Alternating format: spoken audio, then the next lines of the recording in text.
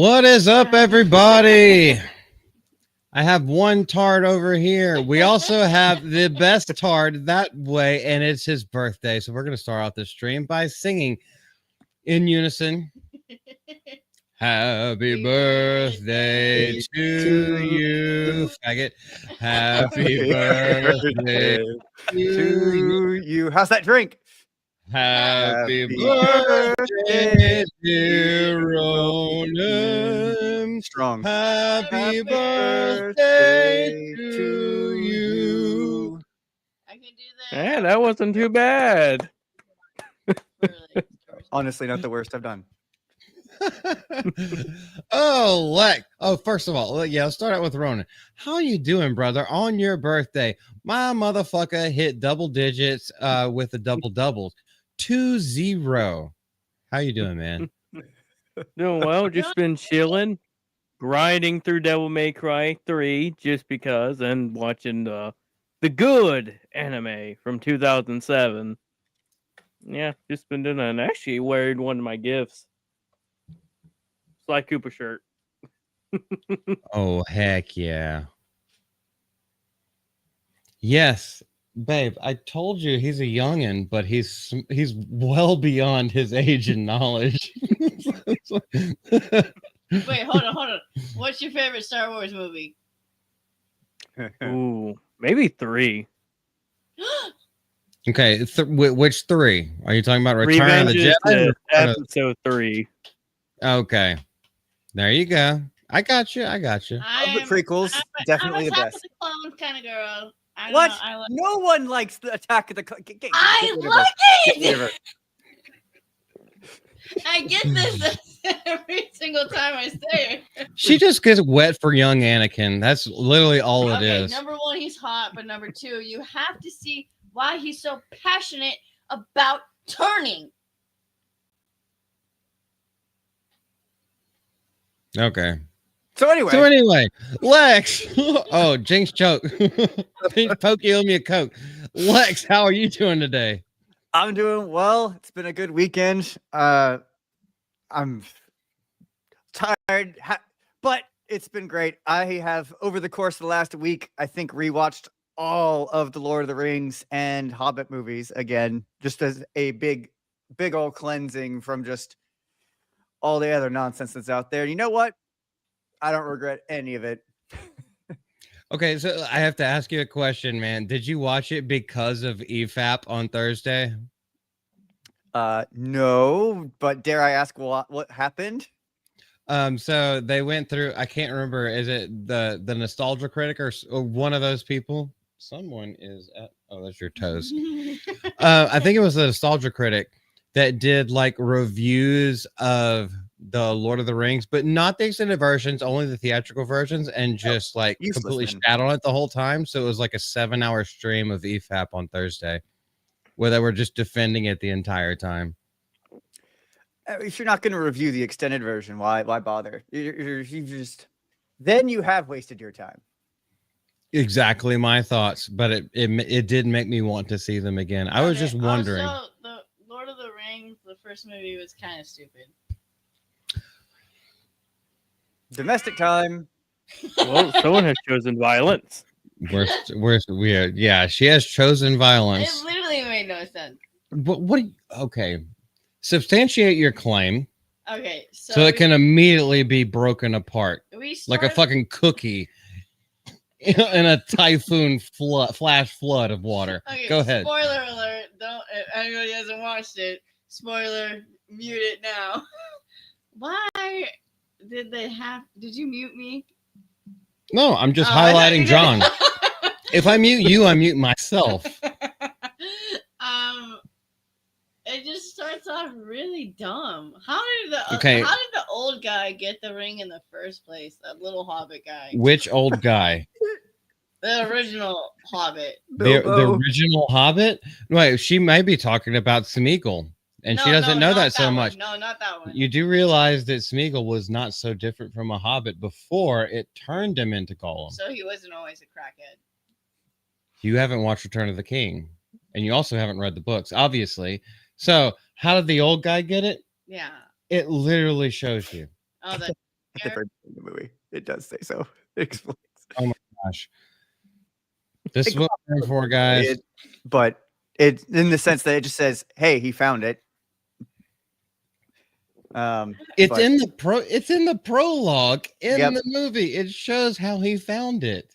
I don't remember that. Of course you don't Apparently. remember. She's a natural blonde. She's not actually a natural redhead. Why do you tell people that? Because it helps them make sense of how retarded some of your takes are.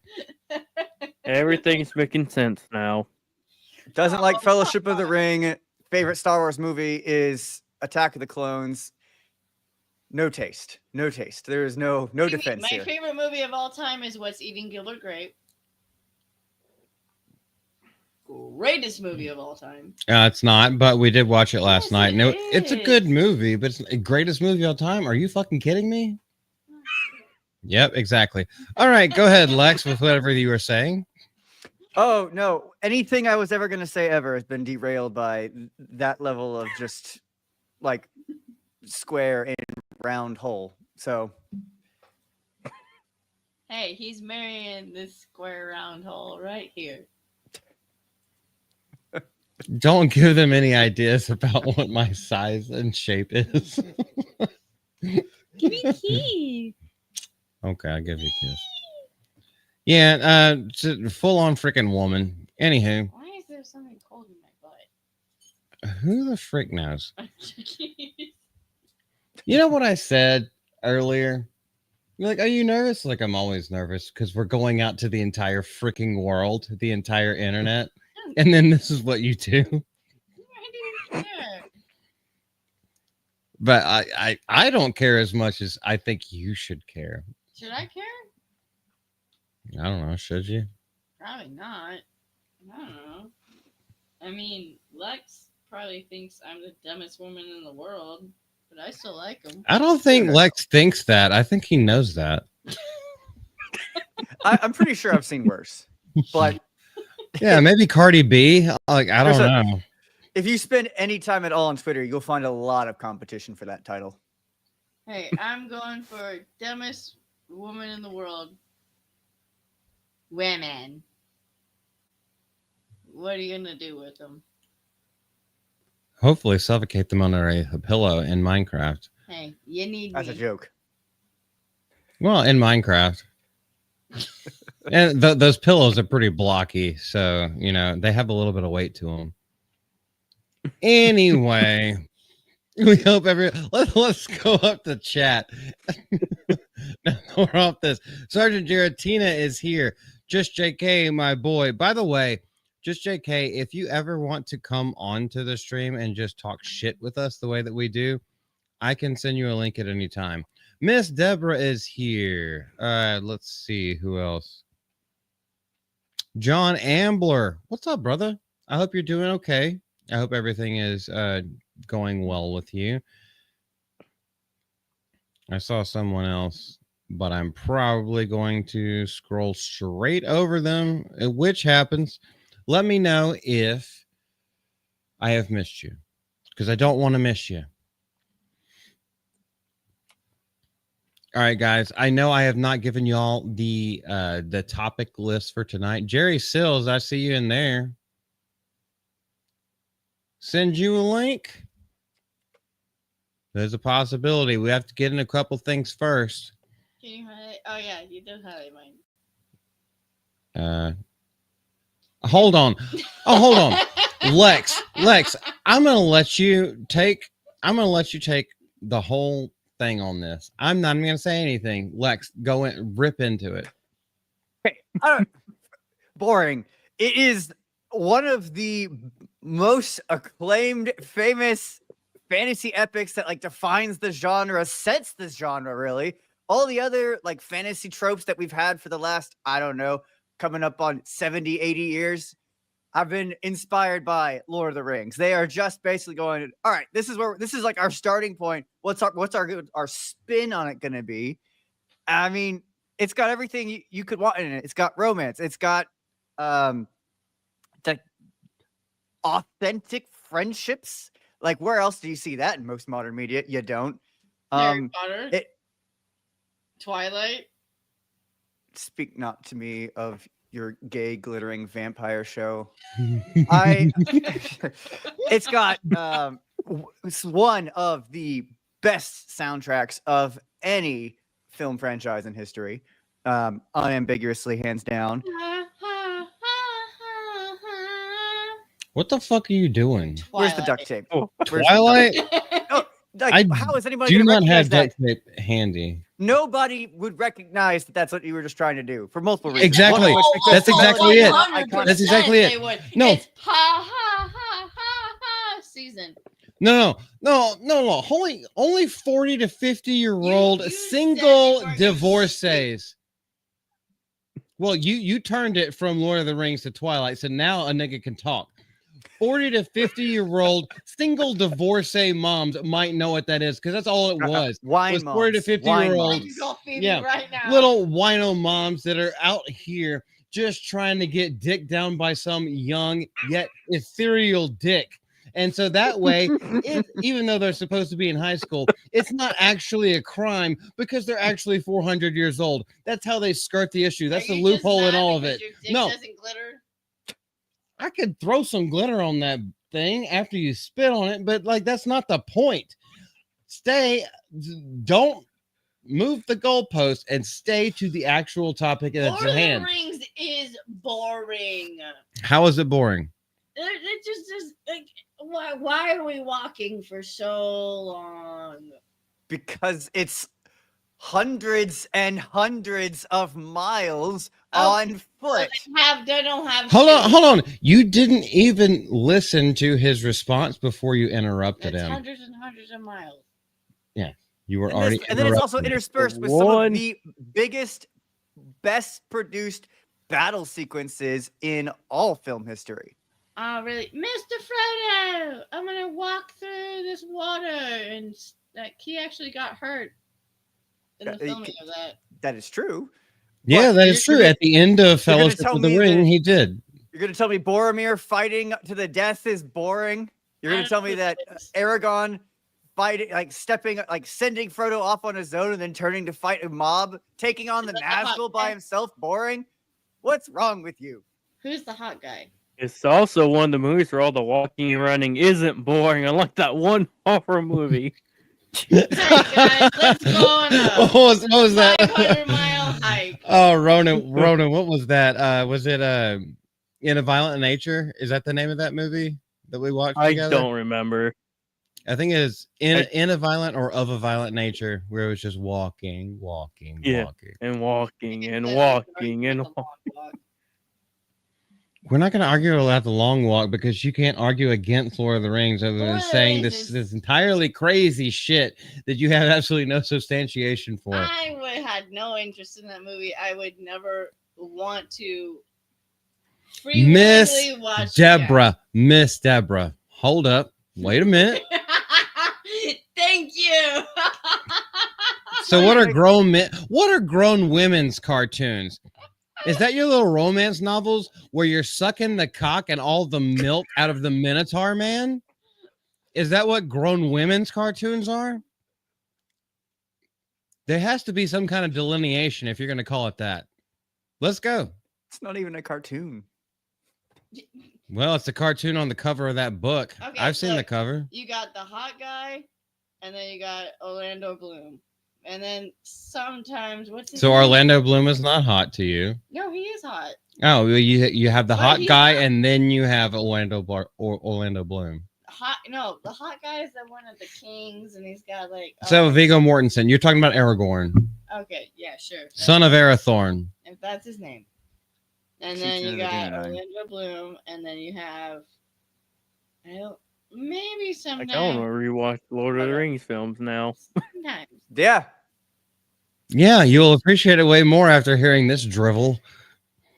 Do you want to hear an hour-long explanation of me describing Lord of the Rings? Oh no, it's terrible. So how does this starts off? I guess they're having a party. I don't know. And Yeah, you don't know. there's So why are you talking fireworks on and it? Stuff.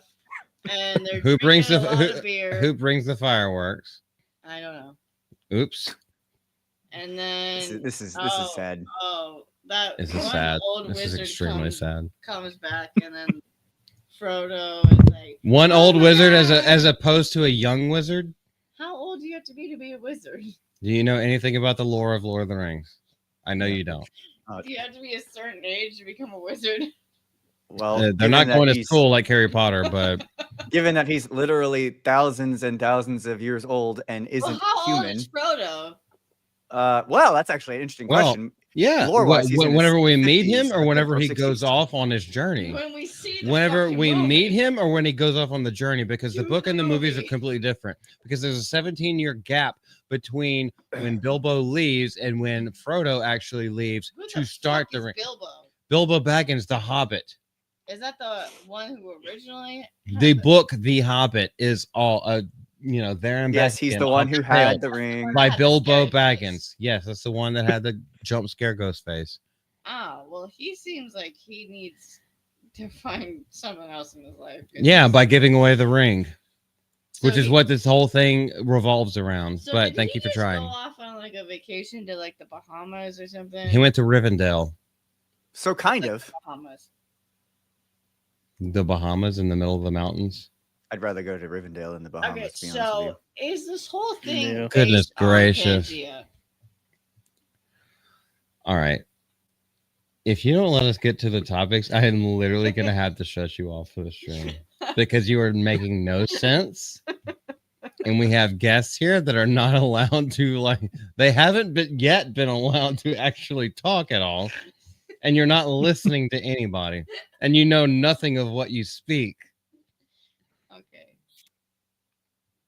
All this blasphemy for Lord of the Rings, man. Miss Deborah, I need a drink too. Anybody in the chat that needs a drink after hearing that? Cheers to you. I won't talk for the rest of the time. Nobody said that. Just don't talk about things you don't know. Do you anything. promise? I pinky promise. The problem is that your pinky is 3.5 hours away, Lex. So don't trust it. All right, guys. Are we done with this bullshit? I can't deal with it anymore. This is a random Lord of the Rings rant. Well, Now that's how there you was start no a rant. stream, I guess. See, this is how you know that I have restraint, because as many times as we could have done domestics over He that, doesn't beat me. I didn't. I was literally over here to the side, just like, don't do domestics, don't do domestics. Just let her bury herself. Do you want to do domestics? Not right now. I actually want to get into a topic. Okay. We Well, can let's do do it. domestics later. All right. What's wrong with you, though? I'm ready. I'm just relaxing. Can I relax? All right, the first one has to do with Rockstar. If you give me just a second, I'll pull it up. No. Oh, We're not actually talking about GTA 6, but Rockstar Games has been accused of the most ruthless act of union busting in the history of the UK games industry. Wow, that's some fiery language. After firing dozens of employees who are allegedly attempting to form a union. Good for them. Not saying that Rockstar Games has everything, nice and swaddled up, but unions suck. Before we go into this too much, I want to hear y'all's takes on just the headline of this. I find Well, the headline funny because unions makes, outside of possibly because of, yeah, I'm blanking on the term now, of crunch time. What's the point of a union for games? That's the funny thing with this. Unions for games like this. All right, go ahead, Lex. You I was to first. say, do games developers like this need a union? I get the idea of having unions for like factory workers and industries where people are like at risk of genuine bodily harm and abuse by employers, but games makers, Yeah, it's unnecessary. Yeah, exactly. And it's also a different day and age because we have enough laws passed, enough labor laws passed in at least in this country where Rockstar is, coming out from, where this wouldn't be a big deal. The thing that with people using unionizing, they're not doing it for factory workers or like welding shops or anything like that, where like, or even like pipeline industries where one thing goes wrong and your entire body gets smashed in half or just completely eradicated, or you lose an entire limb. No, this is literally just the imaginative sphere. And now you feel like you need to unionize. This is the same thing with the SAG, or other people say the Film Actors Guild. Hey, fuck, it's my channel. The FAG union. Why do you need a union for people who write screenplays? Why do you need a union for actors? Well, Harvey Weinstein's behind bars, so like you shouldn't need that anymore if you ever need it in the first place. But I 100% agree with you, Lex. Whenever it comes to that, there needs to be a little bursting of the truth whenever it comes to this. And the fact that they're threatening to form a union, yeah, push them out, because you're not doing your job anyway. And the reason why they're trying to form a union in most cases is because they know they can't live up to the expectations of the public. So they want a little bit of a damper. They want a little bit of a pillow to fall back on whenever the game fails, and they want to keep their money afterwards.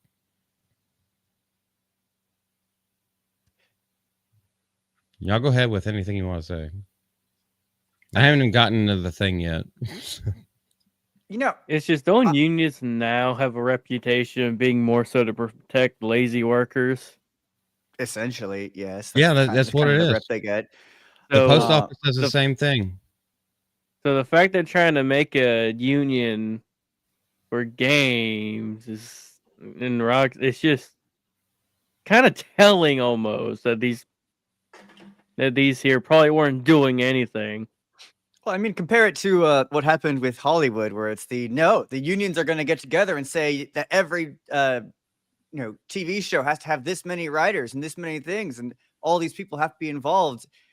And it's like, no. I kind of like the world where if I'm your employer and I'm the one who is paying you, I should be the one that gets to decide when I stop paying you and when you don't work for me anymore. Yeah. This whole concept of if I'm running a business, shouldn't I get to run it the way I want? And if you don't want to work for me, cool, don't. If you do, here's the rules. True. They got in trouble like what, last year or not? They did not in trouble, but there was pushback when they started making people actually go back to the office and stuff too. I remember Rockstar that popping up.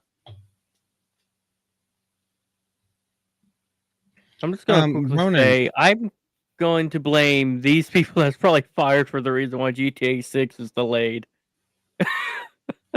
Probably so. Ronan, what do you know about Take-Two? Because I don't have the full envelope of what they are. Like, some people praise them. Some people who are my friends praise them, and then some people talk shit about them. So I am not fully up to date. Take-Two is just almost like any other company. They're like Activision, EA. Occasionally they can do good stuff. Other times they're just as bad. I mean, I don't doubt it. If I'm not mistaken, Take-Two is one of those ones that gets like that they've been investing in little portions of different companies so they can have a cut their finger in every little pie of different things. If I'm not mistaken, right. that's basically been their business plan. That sounds about right, considering how much stuff they're involved with. I mean, heck, they published, I think, The Darkness. Wait, the Darkness though? Like the Darkness that I like? Yeah, Take-Two was from original Xbox. Yep, they published that. I don't remember that being. I'm pretty sure they should. But yeah, I mean that's been a long time. Didn't that come out like 2006 or something like that? But which I should hopefully begin the first game this week.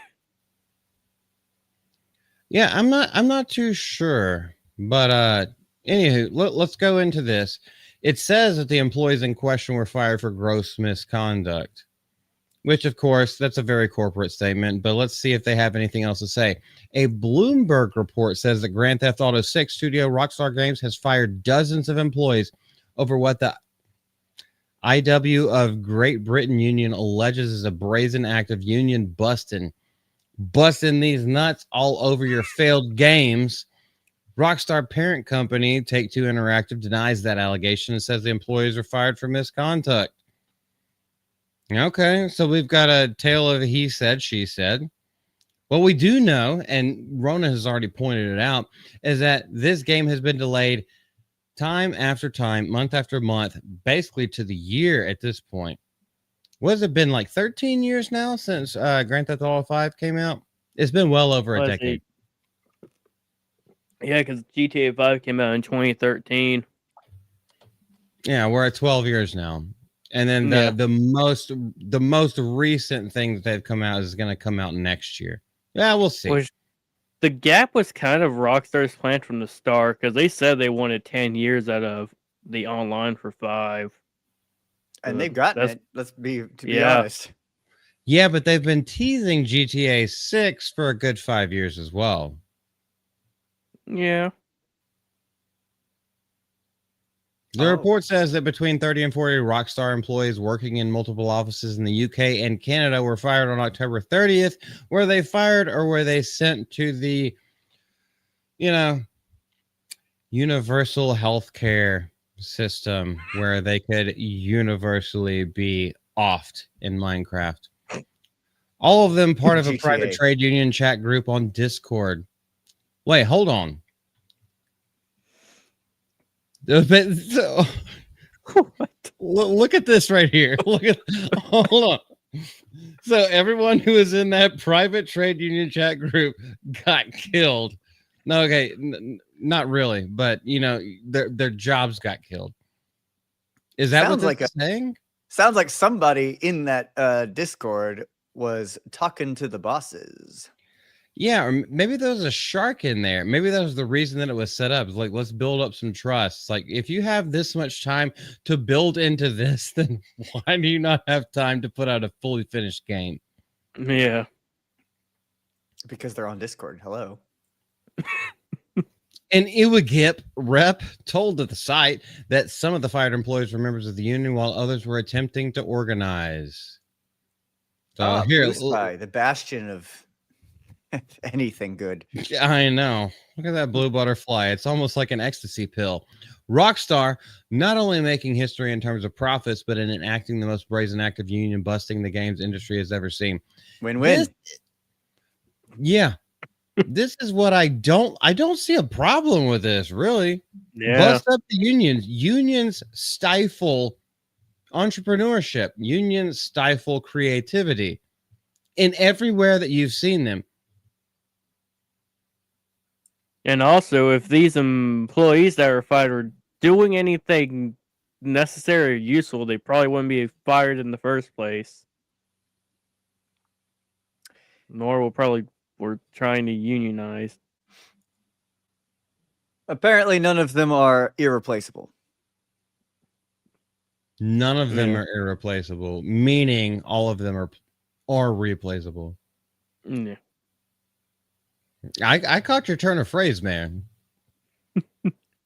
Let's just see what the IWGB president told Bloomberg. Rockstar's flagrant attempt for the law and for the lives of the workers who bring in their billions is an insult to their fans and global industry. Let's pick this apart real quick. Contempt for the law. What law? Yeah. I mean, we are dealing with Canada, so like as Americans, I don't really know. But as an international company that is based in the United States, they're going to base all of their laws off of U.S. For the lives of the workers. For the lives of the workers, or the livelihoods, is how he should have said it. Yeah. Because these people ain't dying just because they put out a shitty game. If anything, the gaming industry is almost like one of those where you fall upwards a bit. I mean, heck, the writer for Yote, I'm pretty sure, did Mass Effect Andromeda and Velguard before. So don't bring up Veilguard, man. I'm just saying, it's like one of those. You kind of fall upwards depending on what your job is. You see a lot of that in Hollywood writers. Well, a Yeah. lot less now.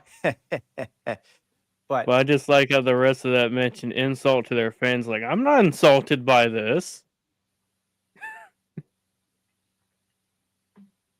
yeah, I'm just like, I want to play Well- the game. I don't care about. Yeah, And if you can fire 30 to 40 employees, that's just telling me that you had too many employees in the first place. Yeah. yeah. I just want GTA 6 in my hands now.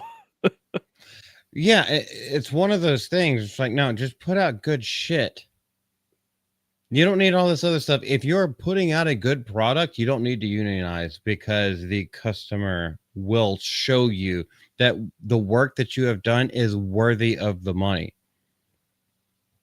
If you feel that's great. in my opinion, especially in the creative sphere, if you feel a need to unionize, it's because you're doing shoddy work and you feel like you don't have the confidence in what you're putting out. And if you don't have that confidence in yourself from the creator themselves, then how are you going to expect that to go on to the people who are actually buying it and playing it? How's that going to happen? If you can't stand behind your own product, then what the fuck are you doing? Let someone better take it. Which I also wonder if these are people that was going to get fired after 6 came out. I don't know if Rockstar had hired a bunch of people just for 6. But looking at Rockstar's track records on games, it's been good. So I have no doubt 6 will be good. I'm going to probably regret saying that. But I wouldn't be surprised if they were trying to unionize just where they want to get fired after the release of 6. If they were just hired just to do the game, just to be let go afterwards. Now, of course, Take-Two is going to give their own statement, which we will say out here before I get to a point that we have not made yet. And I know people in chat or people who watch this later are probably just chomping at the bit, waiting to roast me on. But don't worry, I got that in the back of my mind.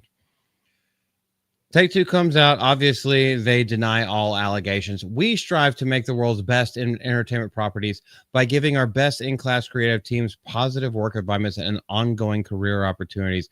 Bullshit. Our culture is focused on teamwork, excellence, and kindness. Yes, this is corpo talk. Yeah. Rockstar Games terminated a small number of individuals for gross misconduct and for no other reason. As always, we fully support Rockstar's ambitions and approach. Now, here's the thing that I actually want to talk about.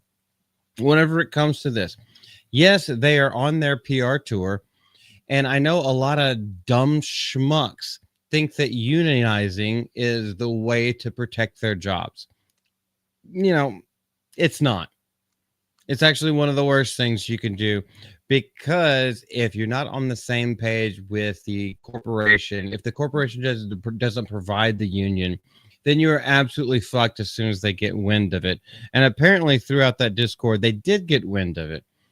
But let's not forget that for GTA 6, the entire creative team from GTA 5, GTA 4, all the way back to San Andreas has been axed. So we're not getting the same creative directors. We're not getting the same creative team. We're not getting the same creative writers. And this is something that is not in this article and not something that has been brought up. So I wanted to bring this up to y'all. I mean, yeah, most of them aren't, but I think one, the Housers are still part of it. But outside of that, yeah, I'm pretty sure it's a whole new creative team.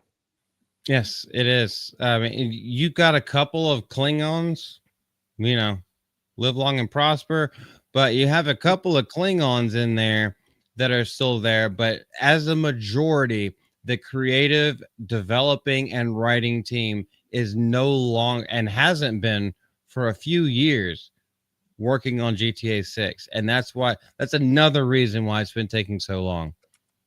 Yeah. Which I imagine this creative team's probably been working on some of the stuff for GTA Online as well. And Oh, okay, online okay. Hold on, he's the talking. story content's not too terrible, apart from the reuse of missions. So I've got a bit of hope that hopefully won't be crushed. Look, man, I've been let down by Rocksteady and Sucker Punch. I gotta say, anytime anything made within like the last 5 years to the next coming 5 years, I have like big wariness or just like skeptical. Yeah. Especially something that's been in development for a long time. Through some of the bad times in entertainment. Yeah. I think John Ambler has this right. Because apparently while we were talking about this, Miss Dever starts it out. Apparently, I guess they've been talking or the text or something or the chat or something like that. It's pecan. Miss Deborah, you're a yokel. Get your little yellow hat that goes up to the ceiling, start yodeling a little bit because John Ambler has it. Did I get it right? It's pecan. Wait, but what did I say? Well, John Ambler has it right. That's what it is. I'm right under him. Did I do it right? I bet $1 million he says pecan. Oh, jeez. It's pecan pralines. It ain't pralines, it's pralines. And it's pecans. Pecan. No. Incorrect. It's pecan. Get back in your cage, woman.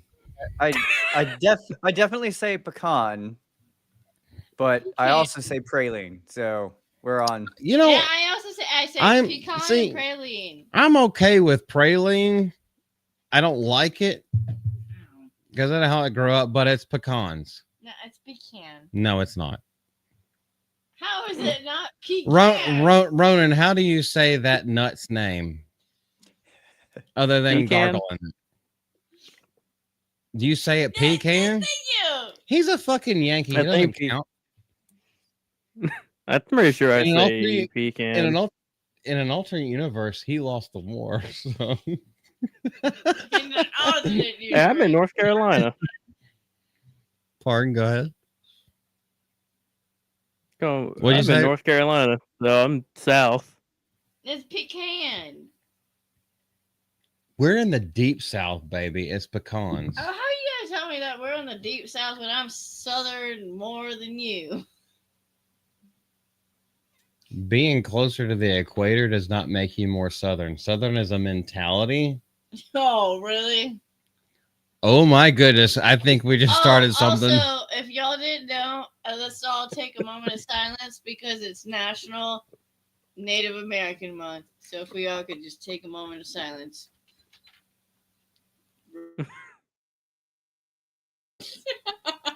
Yeah, so anyway, she's basically what she's really trying to say is that she keeps fucking up, and because I'm half Native American or Indian, as I like to call it, she's trying to suck up to me and try instead of sucking me off.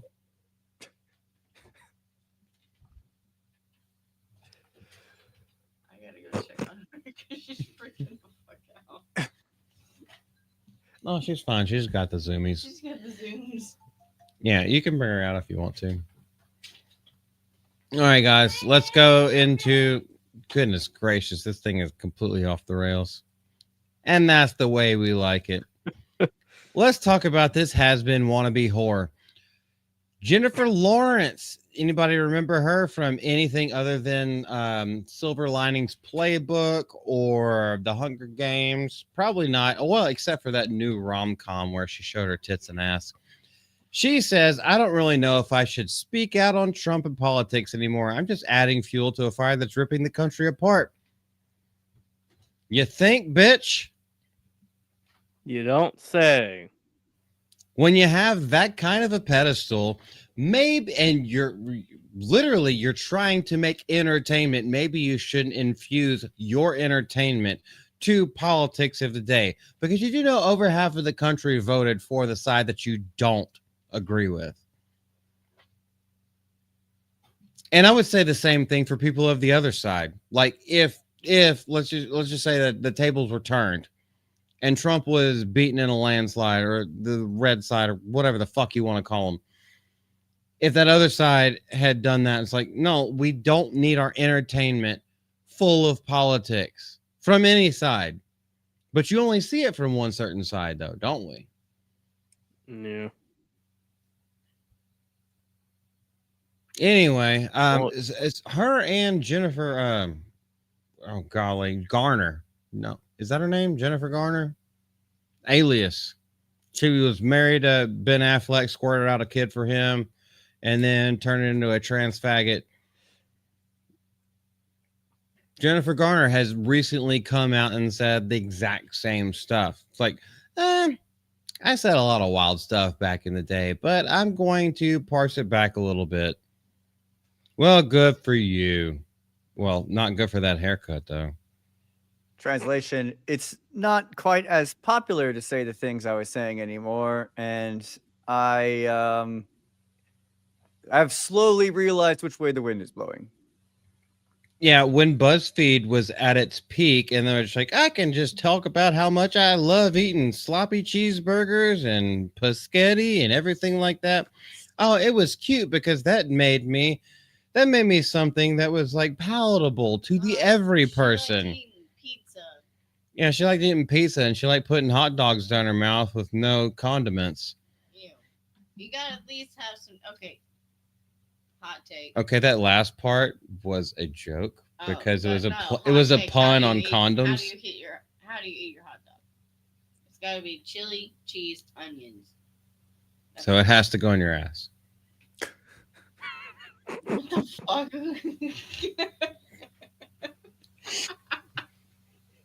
Okay, I'm sorry. I'm not really sorry, but all right, we're gonna start this. I'm trying to start another segment of the show, but yeah, let's go ahead. Go on around the panel. What is your favorite hot dog? How do you like to eat them? Don't worry, no gay jokes. Okay, try not to have No, gay mine jokes. was already Yeah. a gay joke. Yeah, because you said some wild ass shit. Chili, cheese, That's a tall ask. and raw white onion. Yeah, That is the perfect hot dog. she likes that raw dog onion. Stop it. Okay. For the guys What mood I'm here. in. Sometimes I'll just do mustard. Other times I'll do like the whole chili and cheese with mustard on it. Barbecue sauce. keep it I put basic. barbecue sauce on it. Barbecue sauce. Barbecue sauce. I've honestly never heard of anybody doing that. Yep, that's it. Barbecue sauce. What You is just want a raw dog and barbecue sauce. Oh, it's not raw. It's obviously cooked, you psychopath. okay? So what type of barbecue sauce do you make your own? Or are you using Sweet Baby Ray's? Are you using Old Smokies?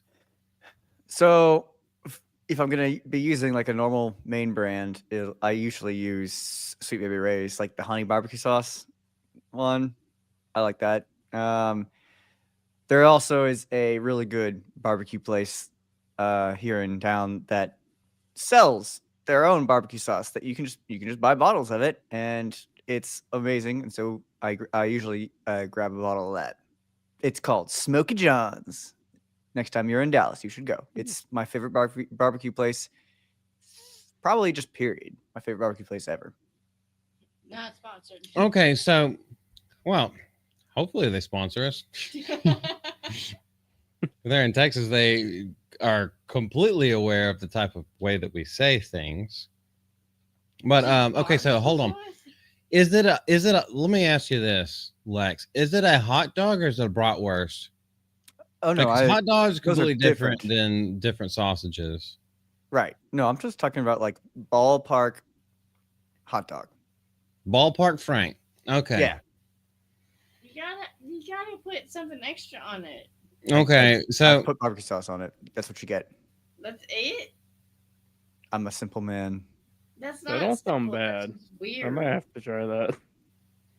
Okay, so I guess I mean, it's meat. we're not getting any.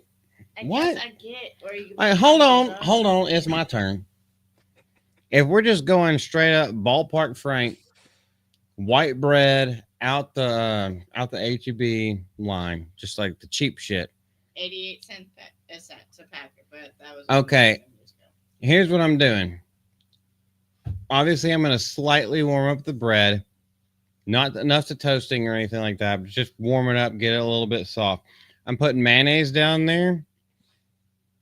I'm putting the Frank in there with some shredded sharp cheddar on top.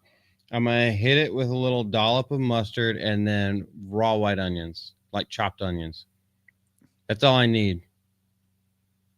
But what are your sides?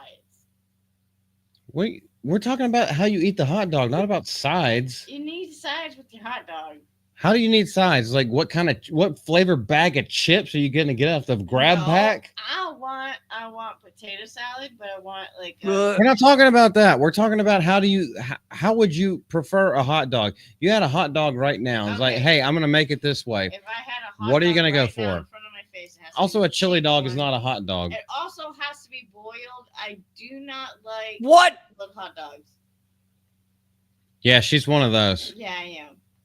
I'm Are not. you 4?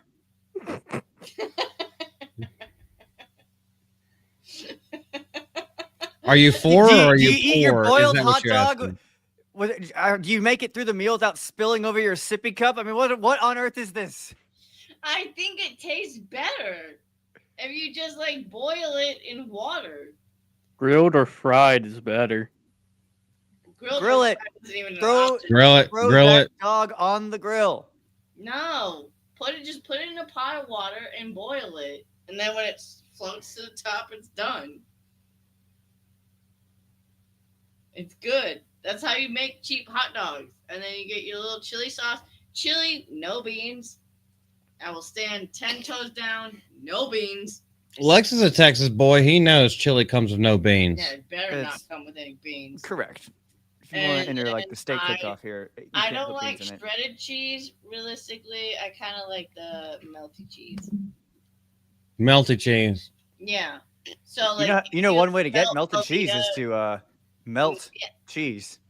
well, no. Yeah, you exactly. Can't melt shredded cheese because it. Yes, comes you out can. You can.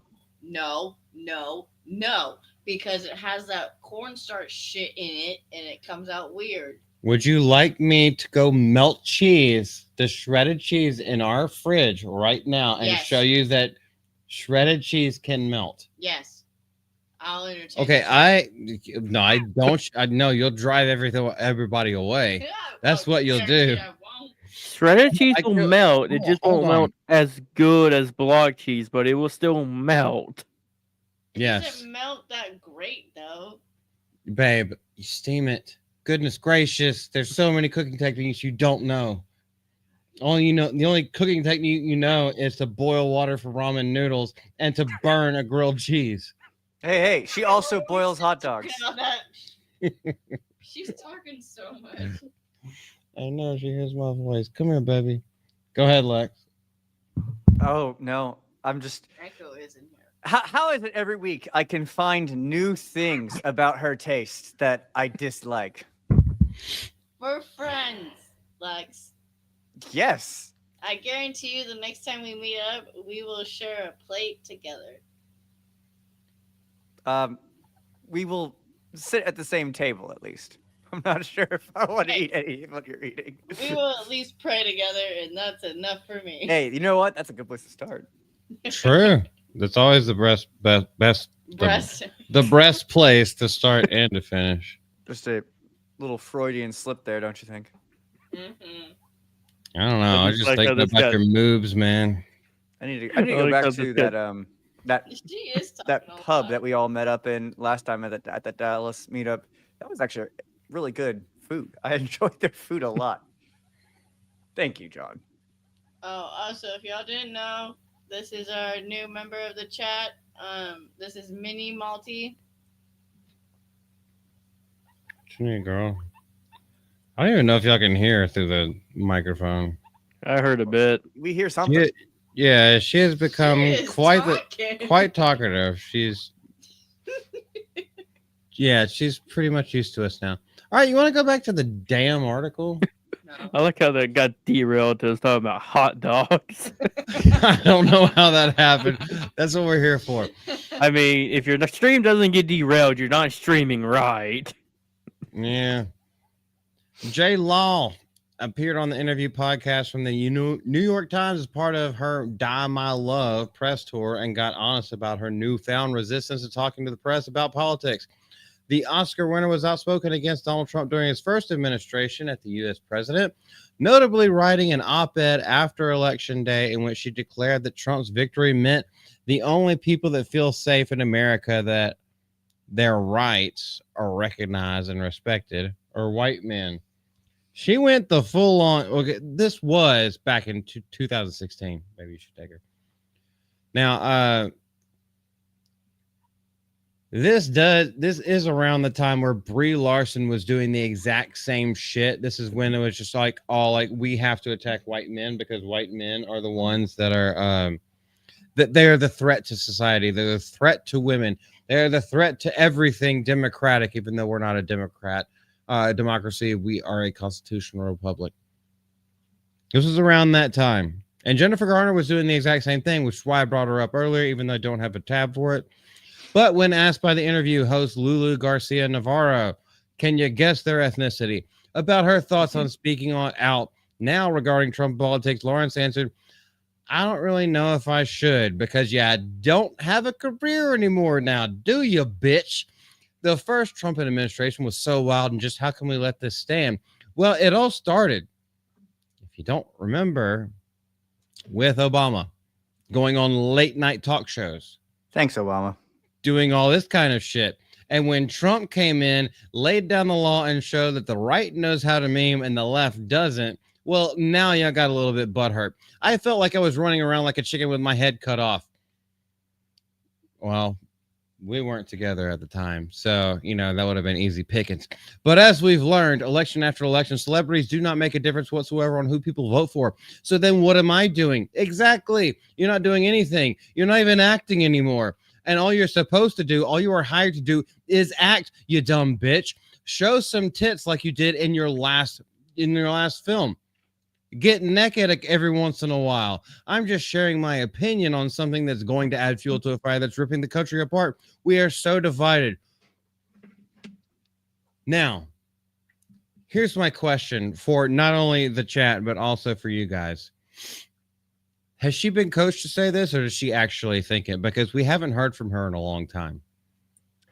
Probably coached. I feel like majority of Hollywood, when they say stuff like this, is coached, if I'm being honest. Because they all say almost the same thing.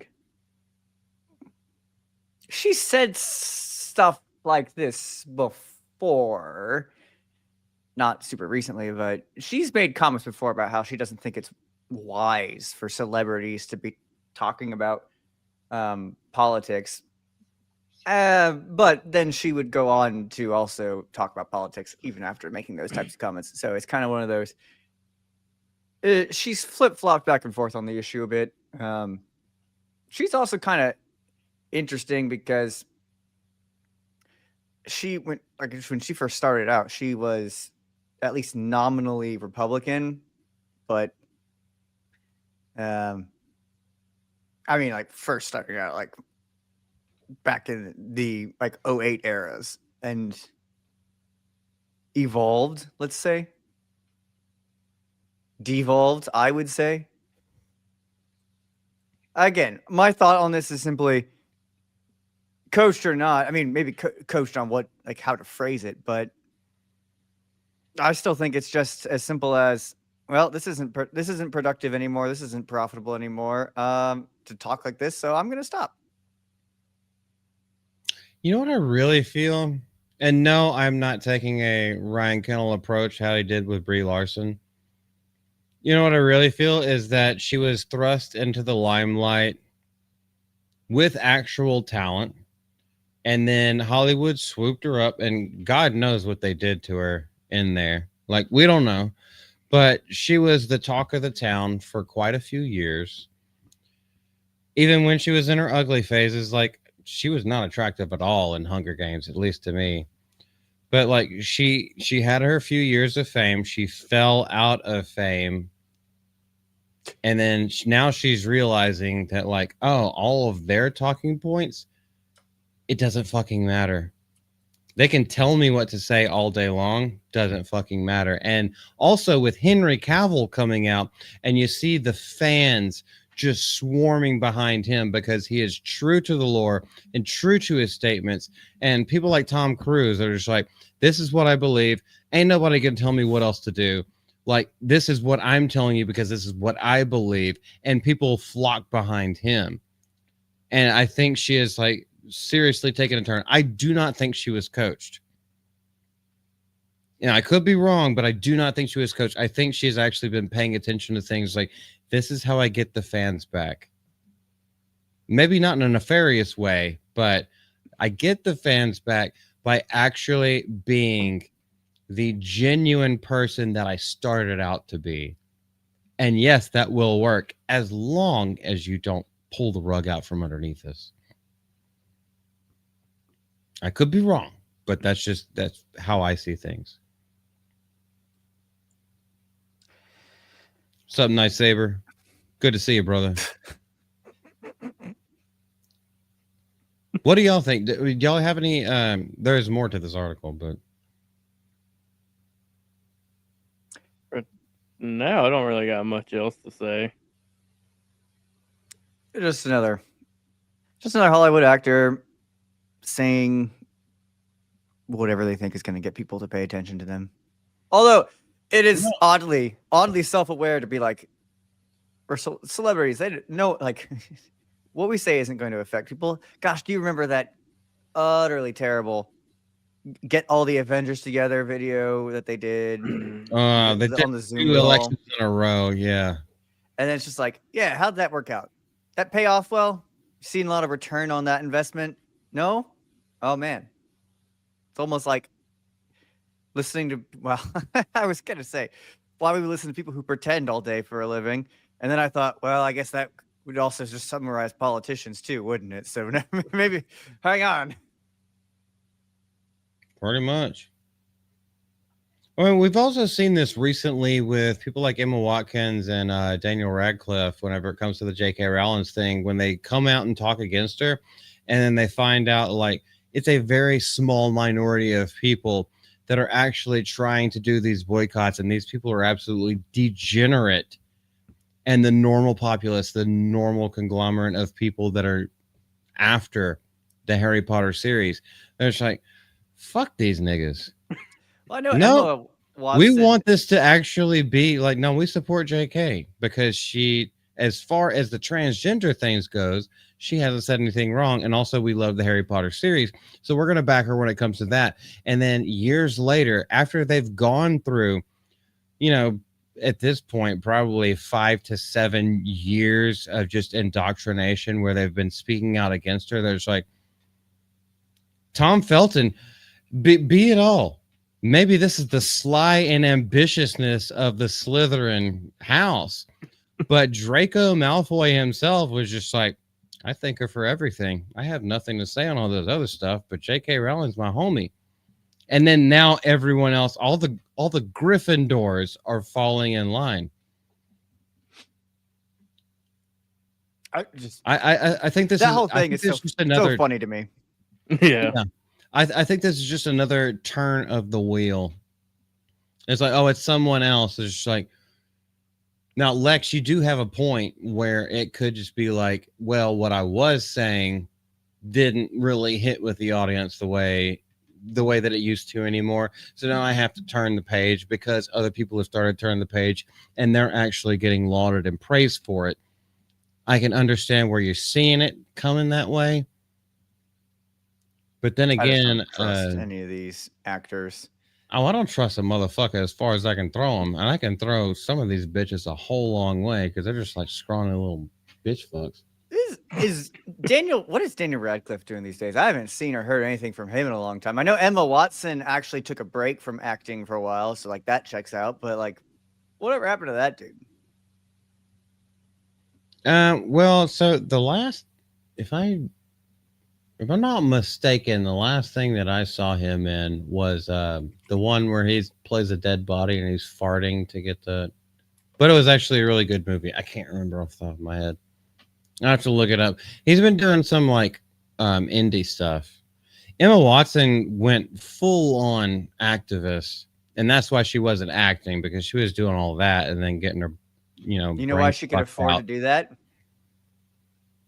because of J.K. Rowling. Because she made bank off J.K. Rowling. All Yep. of especially those lead three. Rupert Grint the same way. You haven't seen him in anything, but he made bank off of J.K. Rowling. What they made, and I don't know if they still get any like payments or anything from stuff now, but they made. I don't know. I don't know how much they made, but I'm willing to bet they made enough from doing those 7 movies that they would never have to work again. 8 movies, wasn't it? Actually, they split the last one in half, I thought. But it's like, yeah, they never have to work again. And that's, well, you remember when JK did that clapback at Emma Watson the other week, where she basically said, Oh, she just made the comment of like, hey, I grew up poor and I'm self-made. She has lived in a cushion of luxury created for her, but first by her parents and then by me for her whole life. She has no idea. oh yeah. J.K. went scorched earth on her. Like, no, I see. Like, I'm a writer. I see straight through your fucking bullshit, your PR moves that you're putting out there. Like, no, I'll call you out, and I'll do it in such an eloquent way and loquacious to the max. It's like, no, this is gonna be poetry on the page, and it's all just a slam poem. It was glorious. That's what happens when you anger a writer who's Yep. definitely got some talent. Yeah, don't do it to people who are smarter than you. It's just like, don't pick a fight with someone who's stronger than you. Don't pick a fight with someone who's smarter. Don't pick a mental fight with someone who's smarter than you. They will absolutely make you proverbially get curb stomped. Miss Welty knows that every day. She tries to start fights and she's like, I'm just going to use logic. Doesn't work. It just don't work. Let's go on to the last little. This will probably be the last paragraph of this one before we move on to a different topic. But I think this is funny. So this is still coming from J Law. I think I'm in a complicated recalibration because I'm also an artist. Oh, she's an artiste. What kind of artist though? She's an artist. With this temperature and the way things can turn out, I don't want to start turning people off to films and to art that could change consciousness or change the world because they don't like my political opinions. This is what motherfuckers have been trying to tell you ever since fucking Marlon Brando. No one wants to judge your art based on your political opinions. Nobody cares about your personal life. Put the art on the fucking screen. Let us judge it for the art itself. And you can have your own bullshit. We hear so many times about if people don't, most of the time, Gary himself, Nerdrotic, will say these things. And I have heard it for 15 years before I even met Gary or even knew who he was. If someone, I won't say the name of the person, but he is very high up in Hollywood. If someone is not telling you and you don't know their religious beliefs or political beliefs, either of them, 98% of the time they're conservative. They just won't talk about it. Well, and I mean, to think on this, to that note of, I don't want people turning off films to art because they don't like my political opinions. Let's, just because the woman is there and I can't resist, let's use Lord of the Rings, for instance. She can't listen. She can't hear anymore. She's behind me, but she's hanging out with a guinea pig. Remind her that she's wrong. Ian McKellen is a absolute leftist, like wacko. Yeah. Great actor. I don't care about his opinions. The stuff that he acts in, he's done pretty well in. He's a good actor. So there you go. Welcome, Yeah. J Law, to some basic common sense here. Yeah, y'all ever want to see a great movie where Ian McKellen is the star? It's a movie called Never Was. It came out around 2004, 2005. And it's almost like as if Gandalf was a little bit daffy. It's called Never Was. Great film by Ian McKellen. But yes, and that was the whole thing. I know we're always going to go back to Lord of the Rings, especially with you and I, Lex, in the same conversation. We're always going to find some way to bring it back to Lord of the Rings. But that's exactly what Peter Jackson said when it was like, when they were getting interviewed as it was coming out. And it was like, we didn't want to put our own messages into it. We wanted to put the messages of the author, J.R.R. Tolkien. We didn't want to sully that with our own shit. Otherwise, we would have just written our own stuff. I love that line. That line, like, I want that line to get like branded, not just tattooed. I want it branded into like the chest of every Hollywood writer when they start. It's like, oh, you want to adapt something? Cool. 1 second here. Please hold out your arm. Yeah, because sadly now they do the opposite. They just take the IP name and change it to what they want. Hey, people like this franchise. How could we utilize their like of that franchise to pack in some of our thoughts about how all of those fans are bad? How can we get this built-in audience with the name recognition? We're gonna completely change all the characters. Don't worry, the characters will still be there, or at least in name only. But we'll still have those characters in name only. We'll use the name recognition to get that built-in audience, and then we'll completely fuck them over. But we'll have great first episode numbers, and no one's gonna care after that because we had to inject our own shit that has been proven not to work for at least a good 6-7 years now. Sorry, how long was that? At least 6-7 years. I applaud Senator Ted Cruz for wearing a shirt on Halloween that had 6-7 on it. That alone will ruin it for so many people. That's one of his greatest contributions to this country. I was not even thinking about that. I don't even know how that became a thing. I was not even thinking about that, dude. The thing I don't mind, like, it's dumb. It's absolutely dumb. But what I'm really grateful for is that, like, it doesn't actually, like, there is no hidden meaning. It doesn't have like some dirty like something to it. It's just literally, it's just dumb. That's it. And I can deal with that because it's better than a lot of the other things that all the students could be saying. True. But I hear it at least 5 times a day. Let's finish this out real quick. I'm just going to do this all in one take, and then if we have anything else to say, we can say it. I want to protect my craft so that you can still get lost in what I am doing. And if I can't say something that's going to speak to some kind of peace or lowering the temperature or some sort of solution, disagree with that. I don't want to be a part of the problem. Agree with that. I don't want to make the problem worse. This was coached. You watch these actors' faces who have had incredible careers and made incredible contributions, and then one half of the internet doesn't want to see their face anymore. I get upset for those people, and it feels so wrong. Which people do you get upset about? Let me go through that last little diatribe that she had, and feel free to interject at any time. All right, so we're going to start with this one. And if I can't say something that's going to speak to some kind of peace, you know, it's okay to rock the boat, but just don't toe the company line. I try to keep it as simple as possible. And if we want to have a discussion about it, we can. Or lowering the temperature or some sort of solution. A solution to a problem that you have already caused. Those are the two small comments that I can make about that. Do you guys have anything you want to say, or do you want me to keep barreling through it? Hey, you can keep going. I don't want to be part of the problem anymore. Yep. I don't want to make the problem worse. You are And I not. already have.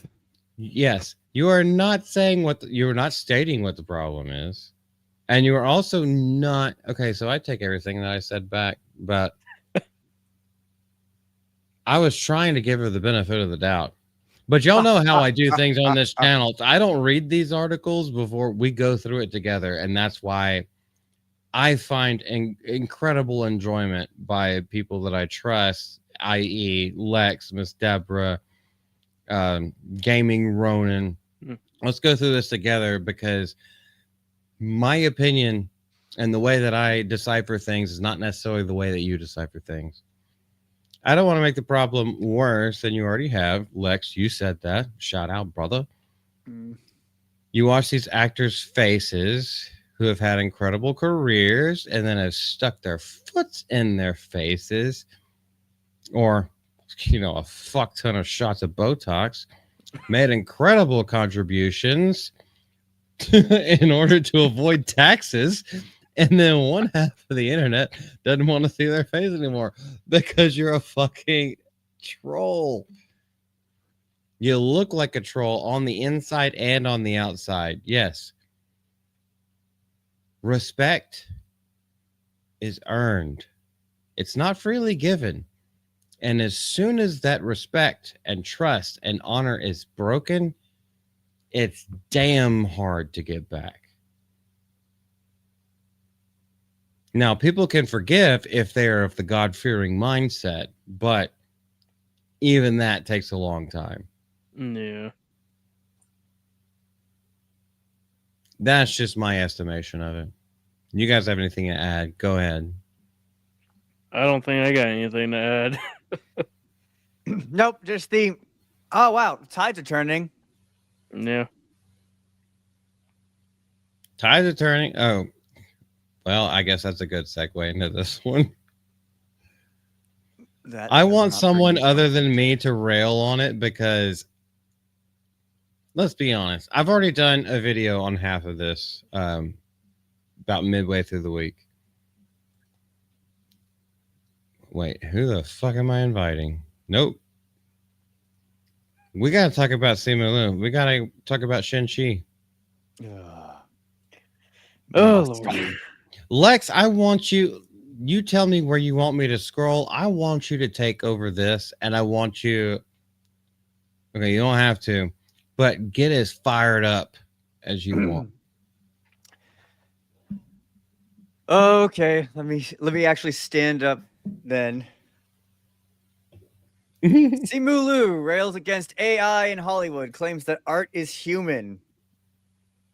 Well, okay, so the AI is an art argument has some traction, and there's some merits to that. Like, I'm not going to immediately dismiss him because of that, but I'm sure that wherever he follows this up with is going to lead me to some comments. That Park Place, we like them. Let's keep going. Look at him. Tell someone get this guy to button his shirt. No one wants to see that. Well, he tries to make tabloid headlines. Well, It seems like he's always trying to do, and like, because yes, his movies aren't going to make tabloid headlines, so he's got to do something. yeah, Or get sequels. like I've done a bunch of videos. I am sure so many people have done like a plethora of more videos than I have, and I try to stick to like one topic at a time. And once I visit that topic, I tend to not follow up on it because I don't want to be one of those churners. Like, hey, I said what I had to say. It's out there. But this nigga keeps coming up into the limelight, pushing himself into the limelight, sticking his foot in his mouth, maybe a dick in the ear or something like that, maybe both ears. And who knows? Look at the size of those ears. For an Asian ear, in order for it to get that big, he has not taken an Asian dick. But he is taking dick from most of Hollywood, and we know that. Go ahead, man. I just want to see if you can deliver it the way that or anywhere close to the way that I deliver it in the video that I put out a couple days ago. Let's see here. Hollywood has spent the last few years wrestling with digital tech, shrinking margins, and a frustrated audience that's grown tired of lectures, true, along with lackluster box office returns, big true. How many movies have lost money at least past couple of years? Lots. Now, actor Simu Liu has stepped into the arena, sounding off about the rise of AI in filmmaking. I mean, they're gonna use it.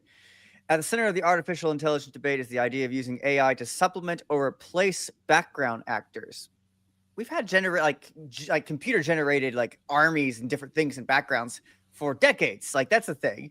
Though I guess the differences now is that you're just using AI to do that part for you instead of having, I don't know, some low-paid temp do it instead. I guess is that his frustration? See, that was one of the first things that I said. To AI to supplement, yes. I think we're totally in agreement with this portion. Supplement's fine. Replacing bad. Or And you can replace tell. background actors, which I have an argument for that, but I just wanted to see if either of you had something to say about it first.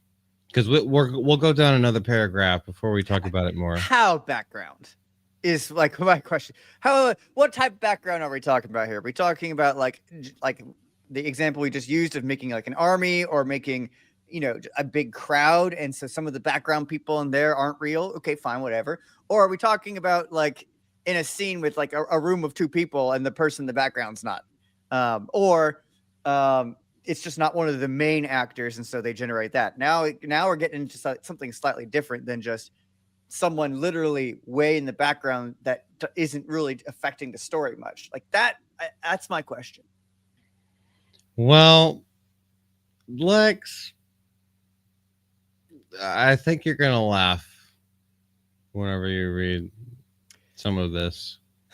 Latest spark came when investor and Shark Tank star Kevin O'Leary suggested AI could cut Hollywood budgets by scanning extras rather than hiring large crowds of people. Okay. All right, so that's what we're talking about. Liu has long portrayed himself as a voice for working class actors. Fired back on social media.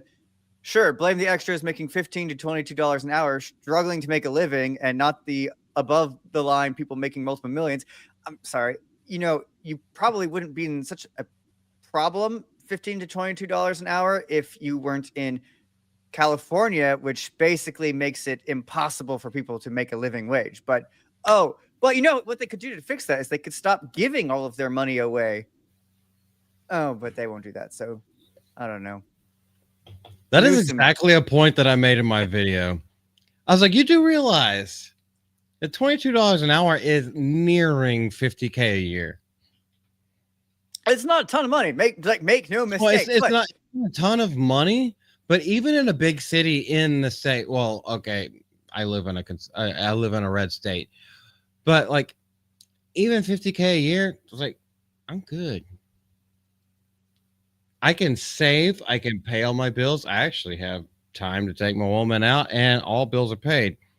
Please take her out to dinner. Wait, out to the back. Hold up. If that's a restaurant or Minecraft location. Hold on. Portrayed himself. I like that. He has long portrayed. Look at that. An actor is pretending to be a voice for working class actors. Working. Hey, careful here. Careful, YouTube will all have an aneurysm. No, you can show it. You just can't shoot it on screen. YouTube have a little strong. Blame the extras. Who I'm blaming are the writers who are making terrible, terrible things. That's who I'm blaming. What else does he say? Come on, he's got to say something more. Unless Ronan, you have any comments so far? Yeah, like Ronan, put your 2 cents in. All right, well, put your 25 cents in, man. Come on, spend that knob. Real bad these days. I honestly don't care if AI replace background actors if they're just like crowds of people that you don't really care or see about, like pedestrians moving on a sidewalk or something. But I also don't care what this guy has to say. There is more to it, which he will double down on. Of course he will. I'm assuming that both of y'all have not seen this. I haven't. The article? I have not. Okay. So keep on going with it, Lex. Shang-Chi and Barbie star. I love that they put star in quotes. I was going to do that Yeah, contemptuously, this is and they beat me to it. Marvin. I think this is Marvin. Marvin. So I'm about 70-30 with him. 70% of the time, I freaking love this guy. 30% of the time, I'm just like, why did you word it that way? You could have worded it so much better. But either way, I like his Star. articles. The star didn't stop there.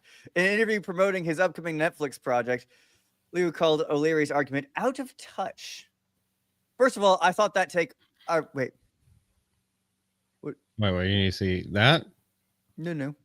But where it was? Oh, Yeah, that's where it was. Shang-Chi. Oh, So- yeah, scroll down.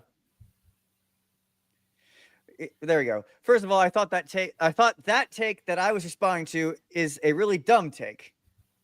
Particularly really tone deaf and out of touch, and also just kind of incorrect. The idea that these background actors who are making minimum wage are somehow the reason why movies are now costing too much, that's simply not true. You're right. The reason why movies are costing too much is because they spend tons and tons and tons of money on marketing and the other already like CGI that they put in, overproduction, dopamine trying to hit lights and colors and images, utter lack of substance. That's why they're costing so much. Oh, and then also some of those actors are making, $50 million a movie. Well, that's going to bump up your budget. $50 million right there. It all comes down to unions. It's the Actors Union, SAG, FAG, Yeah. the Film Actors Guild. That's a big part of it. Craft services is a big part of it. Make sure you get that catering budget in too, by the way. Yeah, because in the production budget, that does not include marketing. So the production budgets themselves are way overbloated in the first place. And where does that go to? Now we know if you have a high named actor and you're counting on them to bring people to the movie just to see that one actor, we understand that you're going to take a cut, you're going to take a chunk out of that. But there's a lot of these movies that have a bunch of no names and they're still costing $80 million. Where the fuck is that money going to? I'm on the bet most of that money goes to drugs, and they just say it's for production. The stories I could tell you that I probably shouldn't tell you on air about how some places, especially celebrity places, I shouldn't say this on air. So I can tell you all later. But here's the part, and let's break this apart right here. Kind of the way that I did in my video about this. First of all, Kevin O'Leary, y'all know who he is. Oh, they don't even have a image of him yet. Do they even put it in this entire article? If y'all have ever watched Shark Tank, he is Mr. Wonderful. He's the bald-headed guy. He's also the most successful of all of them in the Shark Tank. And this is what Simu Liu says whenever just responding to something that he said. First of all, I thought that take I was responding to is a really dumb take. Okay, well, he's a highly successful multi-millionaire. It's like not only investor, but just entrepreneur in so many ways, has helped so many entrepreneurs. Nigga's got millions and millions and millions of dollars. And he has helped people make millions and millions and millions of dollars. So that's a really dumb take. He thought it was out of touch. Particularly really tone deaf and out of touch, and also just kind of incorrect. Lex, you hit on this just with you reading this. Really tone deaf to what? Let's go back and let people know. What I said. Working AI could cut Hollywood budgets by scanning extras. You do realize that means the extras still get paid, right?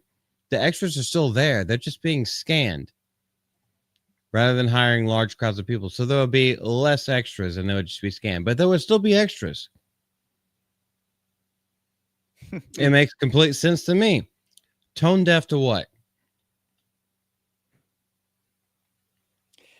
I mean, still getting paid, but they won't be getting paid as much as they would minimally if they had to do, multiple takes the same thing. This could save time and money by saying, hey, we've scanned them in once. Now we don't need to reshoot this scene 8 times until we get it right. Even if the background people were all totally fine every single time. Yeah. Have you ever been an extra on a movie, like on a Hollywood film? You ever been an extra? No. That would require me to be anywhere near Hollywood, and I would not want to do that. No, I have. You sign a bunch of paperwork and everything like that. They pay you.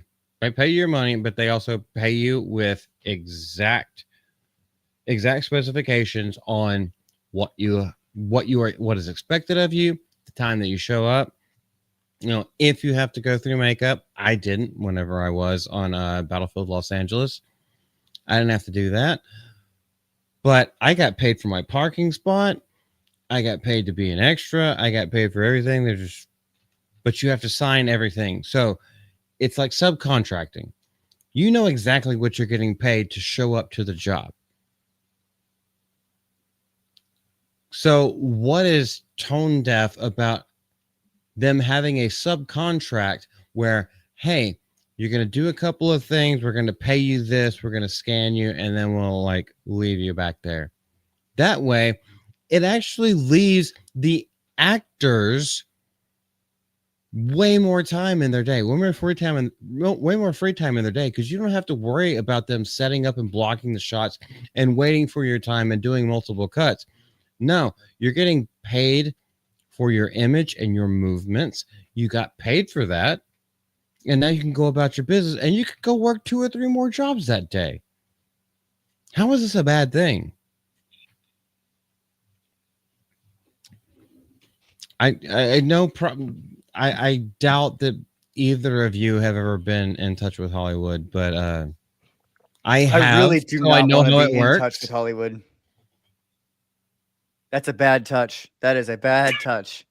Yeah, I've been around it a few times in my life, so I have seen this in person and I've been a part of it in person. So I don't know everything. I'm not like a Chris Gore that fucking knows everything, but I have been a part of some shit. And then he also just goes, and also just kind of incorrect. Well, just kind of incorrect. So which part of it is correct and which part of it is incorrect? And this is one of the biggest things that I said in my video. It's just kind of incorrect. So are you going to enumerate on that? Are you going to extrapolate on that in any way? No, he doesn't. The idea that these background actors who are making minimum wage are somehow the reason why movies are now costing too much. Was that the argument that someone made? Did O'Leary say that that's why movies cost so much? Or did he simply offer using AI as one of many tools to bring overall costs down? No, you're 100% right, Lex. That's all he said. It was well, here's a way where we can cut costs. We can get the same thing. We can still get that person. That person will get their paycheck. That person will get everything like that. But it will cut costs because we can use AI to supplement rather than replace. Because you don't want AI to replace it. Because AI art can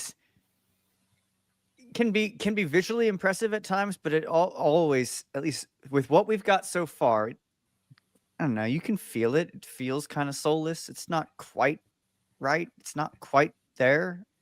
But using it as a supplementary tool, why not?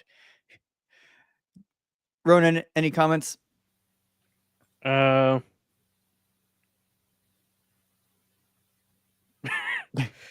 he ever? So he doesn't go into what the kind of incorrect thing is. So he just leaves it at that. He leaves that. There is more to this article. All right. Continue arguing that the film should remain a human craft. Okay, I don't think anybody said otherwise. Stopping short of offering to cut down his immense salaries on films that lose money to offset the costs. This idea of replacing actors with AI, scanning actors and using their likeness with AI, it's so antithetical to my development as an actor. I think you need some more of that, by the way. You need more of that development. I've It's- got to look this up. Go ahead. Finish I feel it, like Lex. art is art because it's human. Well, it's made by humans, but okay. The idea of replacing actors with now he's making it sound like they're talking about Sure. replacing all actors with AI when that's not what it's about. Can I replace him Okay. with AI? It couldn't hurt the Hold film. on. Okay, so I just looked it up. It's so antithetical to my development as an actor. He is 1 year younger than me. He is 36 years old. And he still needs development as an actor. Well, yes, we know that because of what has been shown on screen. Like I said, he needs more development. Yeah, Maybe he can get you good. have to maybe he'll achieve full development after he is over the hill. Is that his Buddhist, Taoist, like whatever the fuck kind of religion that he follows? Like, I can seriously, respect an actor who's if you're 36 years old and you're just like, I'm worried about AI, because is that because you can't emote? The only time you can emote was when you had your own movie and you got kicked in the nuts by a woman. at least that Which movie is did true, really which well. is true. If you watch that movie, it is true. He was cucked in his own movie. Yeah, I can respect somebody, an actor who's like, I'm never done learning. I'm always trying to get better. I'm trying to always develop. But like, this is not what that's talking about. He's not talking about like, hey, I want to improve. He's just like saying the idea of replacing background actors who are getting scanned in. Yeah, so they're already there. But by the way, if you have ever been an extra on a Hollywood set or even an indie set, you have that contract. As soon as you clock in, or like you show up at your call time, you are paid for that, and this is pre-negotiated. You get that money for the time that you're there. So if you're just being scanned in, you do a couple things the entire time you're there, you're being paid for the time that you're there. And also, your background. Like, what the fuck does this dude want? I feel like art is art because it's human. Here's one thing that I brought. He wants attention. Yes, I know. Okay, that's how I feel. This is one thing that I brought up in the video as well. Is you remember Lord of the Rings? Lex, do you remember Lord of the Rings? In the early 2000s. It's been a few minutes since I was literally watching it, but I do remember it. Yeah. Do you know what Weta Workshop did in order to make those massive, not only orc armies, but the Rohirrim and Return of the King? Oh, all type of stuff. But there was. Oh, what's so you know what they cool. were doing? You know what it was? Do you know what it was? I mean, they went and they developed the technology. They developed the AI to make them all have separate movements. Yeah, but they it's still had wild. they still had the extras there as the front line, and then they just copied and randomized and then made an AI where all of them acted differently. That was literally like some of the first AI, like some of the first large scale AI that we saw in film. Peter Jackson put tons of his own money into developing that technology for those movies. They'd using stuff already had some of the preliminary like basic stuff for that, like in the late 90s. But no, he paid money to make that happen. Talk about someone who's devoted to art. You want to keep going? He also added, I feel like when I see somebody in the background not moving like a human we know. Okay. There's a lot of comments I could make about the way that a lot of these Marvel stars move, and I wouldn't describe them as human. Hollywood defenders often bring up I started as an extra argument, and Lou is no exception. He started as an extra egg roll. Okay. Yes, probably in his wife's bedroom fantasy. He came from that world, but that doesn't magically grant him the moral high ground here. What matters isn't whether someone once stood behind the camera. It's the broader reality that Hollywood keeps sermonizing about noble causes while ignoring what actually drove audiences away. True. Entry-level creative jobs matter. Yes. but they're not the heart of Hollywood's crisis. No, that would probably be the drugs and child diddling. Broken storytelling. Oh, right. Also that too. We actually don't want to forget that stuff. Broken storytelling, inflated egos, and treating viewers like a problem to be managed, and thinking that everyone who's smart in the world thinks just like you do in blue, rich Hollywood town. To be a problem to be managed instead of a customer to serve. That's the real wound, and AI didn't cause it. Fact. Boom. And this is where Simu Liu is going to, he's just going to be a valet or a busboy, or no, bellboy is what they're called. You know what? You could live on that if you didn't live in Hollywood. True.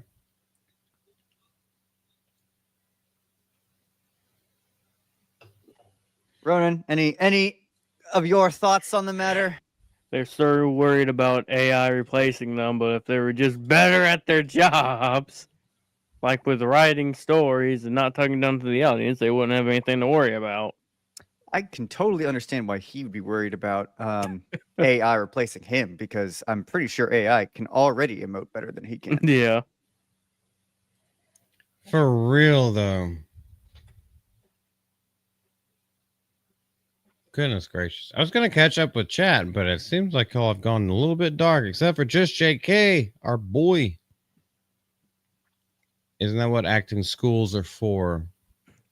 And I am sorry, guys. Like, this is kind of, it's not a one-man show because Lex is with me all the time. And every once in a while we get the honor of having either Miss Deborah or Ronan around. Whenever I'm presenting articles, I cannot read the chat at all. Maybe I should give you privileges if I can, Lex. I don't want people to think that I'm not paying attention to them. I'm paying attention, just not to John Ambler. Well, I mean, I still see people, just JK, I still see people like watching. And maybe, you know, I have seen this a couple times as well. Sometimes when we got off on a topic that people are interested in, they just won't talk and they're just lurking. And everyone has their own lives. Like, I don't give a shit about that. Well, I do give a shit, but like, you know what I mean? You got your own lives. Sometimes you got to lurk and you're just doing the channel a favor. Never going to be like a Jer Bear kind of person where it's like, no, fuck you. You need to pay attention to me. And you also need to super chat. Fuck that. No. Or it's just a hangout. Pay attention to me. But okay, so is the cheese melted? Is the cheese melted? I will not pay a lurker tax.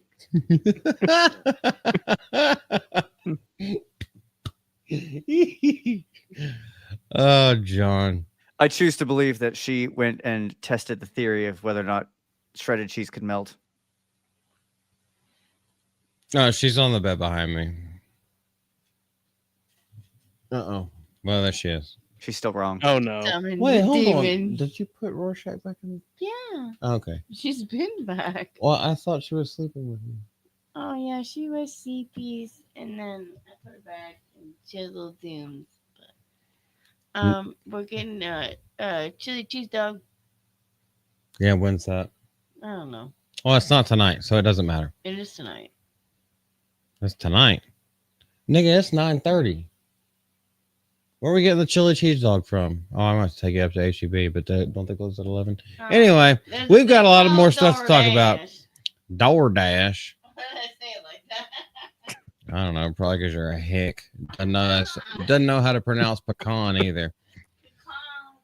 Now, keeping with the AI thing, we have to talk about Guillermo del Toro, who I have heard. I have not seen the movie yet, and I am not listening to anybody's reviews about it because I don't want my thoughts to be adulterated. But I have heard that it's very good. I have heard that it's adulterated. Yeah. We're not married yet, man. Anyway, Guillermo del Toro would rather die than stoop to using generative AI. So we're still on the AI topic. This is the last part about the AI topic that we have for tonight. This comes from JB Augustine, who is awesome. from the times that I've talked to them. As far as this channel goes, maybe I shouldn't say it out loud, but JB and Spencer Bakuli are the only people that I trust from this channel. But anyway, director Guillermo del Toro is among the chorus of creators and performers who are speaking out against the advancements in generative AI and its implications for the film industry. Now, anybody who knows this, Guillermo del Toro is known for his practical effects and his like crazy thought, like his designs for his characters, and he wants to do it as practically as possible. Yes, has he had to use CGI and stuff in the past, of course, but AI is completely different because AI is not his creation, and I think that's where he's coming from out of this. Now, obviously, y'all know that I haven't read through the entire article, but JB Augustine normally does a pretty good job of breaking it all down in a very methodical manner. Laughing at his I don't want to have to learn a new skill comment. That's good. That's good. Many fear it will replace everything, including writers and actors, but oh god, I can't stand saying this boy's name.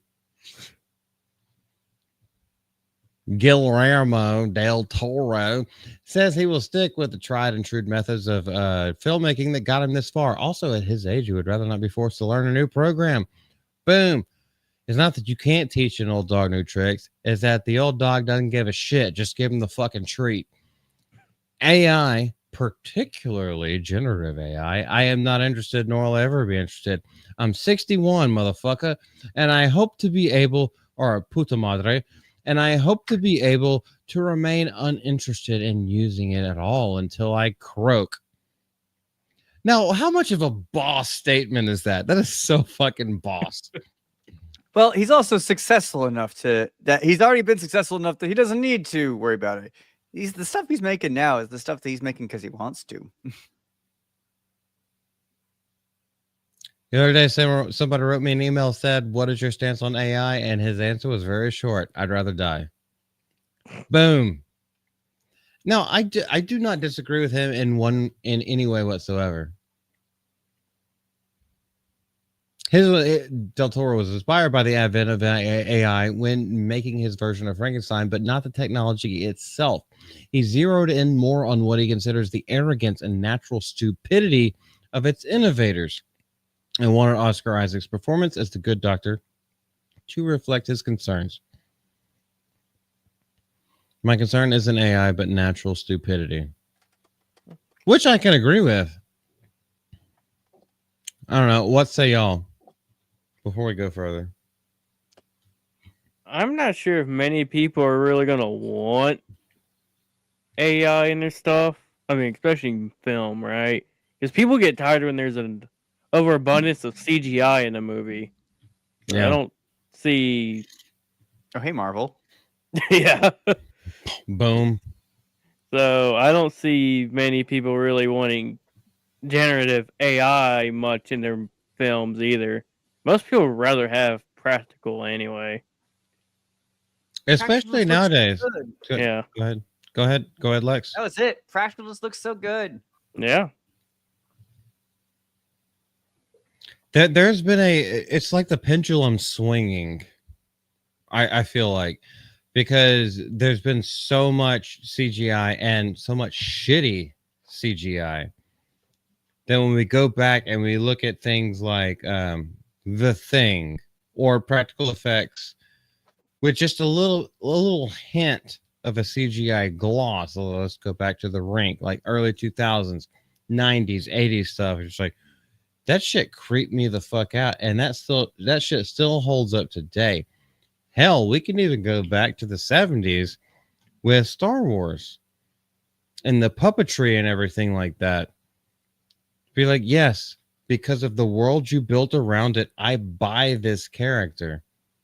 And it was way cheaper.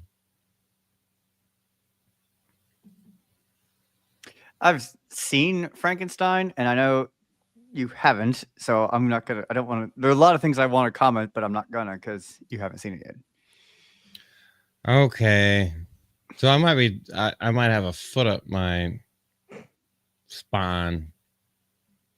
I don't know. Yeah, don't spoil anything, man.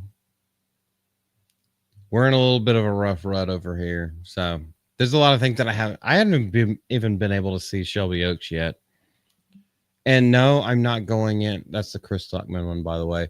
But I know I'm not going in expecting it to be bad or expecting it to be good. I'm going in blank slate. And that's why I haven't watched anybody's reviews.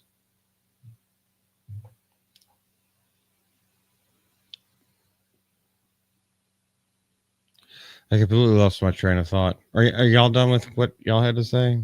Oh yeah. Yeah. Okay. What's our boy saying? According to Del Toro, I think that's what drives most of the world's worst features, but I did want it to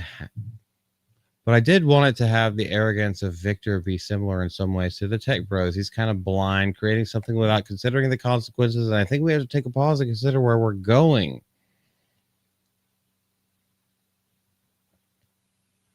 61-year-old guy using the term tech bros does make me smirk. Yeah, he's like a younger George R.R. Martin, except he's actually productive. I was about to say. For real. Oh, He yeah, no. pushed it out. Martin's productive. He's putting out all types of stuff that isn't wins a winner. You mean he's shitting out all kinds of stuff that isn't win the winner? Yes. The new stuff he's putting out is not good, man. People are All still right, hopeful. yeah, some people are still hopeful. I will tell you this, man. Anytime I put out a George R.R. Martin video, and I only do it like once in a while, when like actual news from him comes out, so I've got all my ducks in a row. Those things hit gangbusters for a channel of my size. Nice. People still care. Even though I'm shit talking them the entire time, I get a whole bunch of hate on those. I was like, yeah, when the fuck are you going to put out When's the Winner? Yeah, I get that you did this. I get that you did Elden Ring. I get that you got another TV show coming out.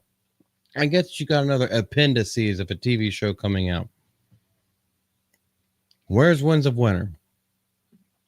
I get so much hate, but I also get so many views. I was like, but I'm also not one of those guys that's just like, I'm not going to put it out and like drama farm it.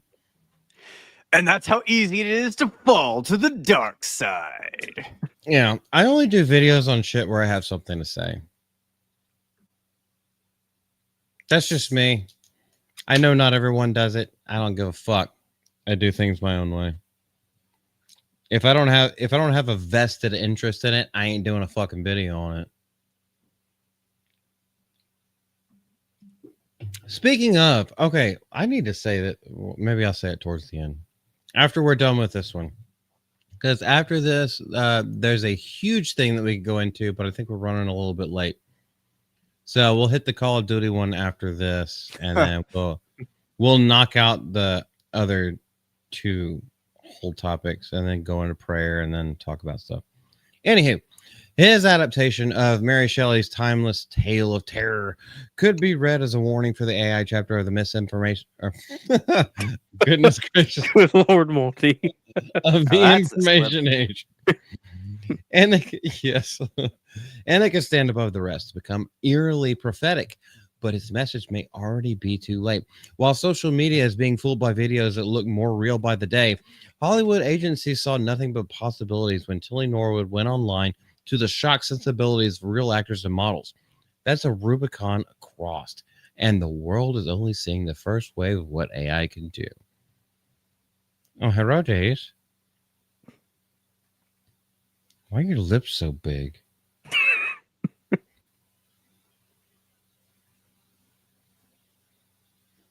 So I can already tell this isn't a real woman. And it is.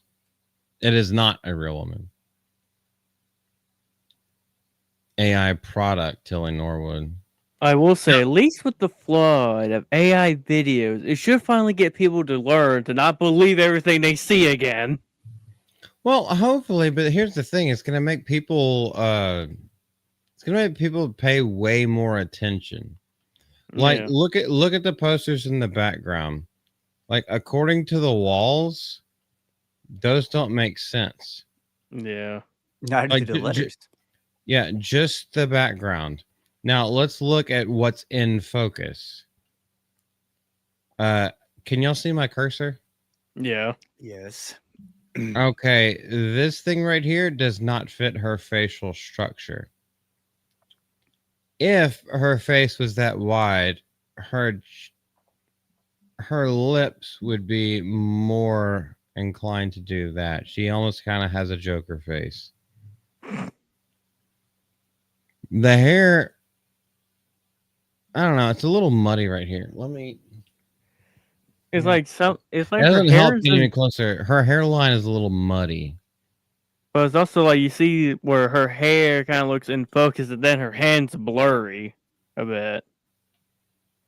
Yeah, which could easily be explained Oh because yeah. okay, so look at the depth, the part of her that is in focus, and then this is quite clearly further forward, so that's Oh totally yeah. fine that it's a little bit out of focus. But I'm just looking at facial structure. Yeah, this facial structure doesn't make sense. Also, look at the shit lips that she has on the bottom. What the fuck is that? Golly, she been eating them O-rings out. Guess what you have to do in Hollywood.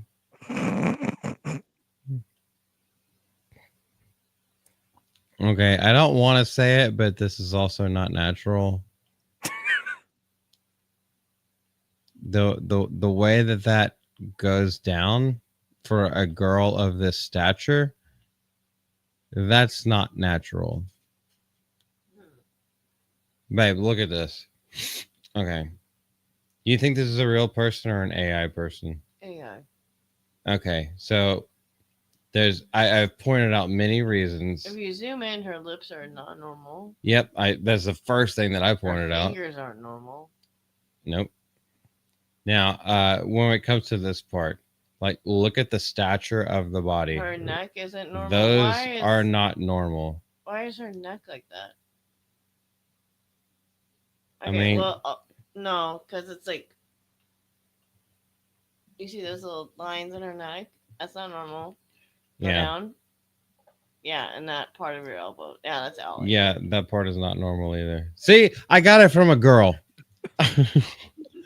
You know that I'm right now. Everyone knows that I'm right. Kaylee, what's going on? Well, Del That's Toro big isn't to going to me? do What- AI. Well, okay, hey, Kaylee, you're gonna have to tell me what do you mean that's big to you? Golly, I have to catch up with the chat. So go ahead, Lex. No, I was just saying. So, Del Toro, not a fan of AI. Got it. No, because he wants his monstrosities to be out of his own mind and not some computer generated mind. And he's done a pretty good job of achieving that in his Oh, hell yeah. films. Pan's Labyrinth is still like one of the greatest. Yeah. Which AI in itself is in a weird spot where at first glance it looks fine, and then the more you look into it, the more you can tell it's AI, but it's slowly getting better to where it probably could do better. Yet the AI girl is probably less fake than half the actresses in Hollywood. You're not No wrong. lies detected. I'm waiting on a wish. Anywho, But most AIs really should be used as a tool. Like, it could be used as a tool for writing, if anything, like just to help get you like a little foundation or an outline to where you can then take over. Or even just like, hey, here's a list of things that some ideas that I have. This is what I want to do. How could I fit this together? Type thing. There's a lot of ways Yeah. you can use it as a tool. Even use it Problem as a is- name generator. Yeah, the problem is when people start trying to use it as a replacement for having to think at all, and Yeah. that's when it really shows forth, just like the shallowness of it. But this type of stuff that we've been talking about, where it's like, hey, using AI for like background things as a supplemental tool, things like, okay, cool, fine. Like, one, we've been to some extent doing that already for decades. I don't know.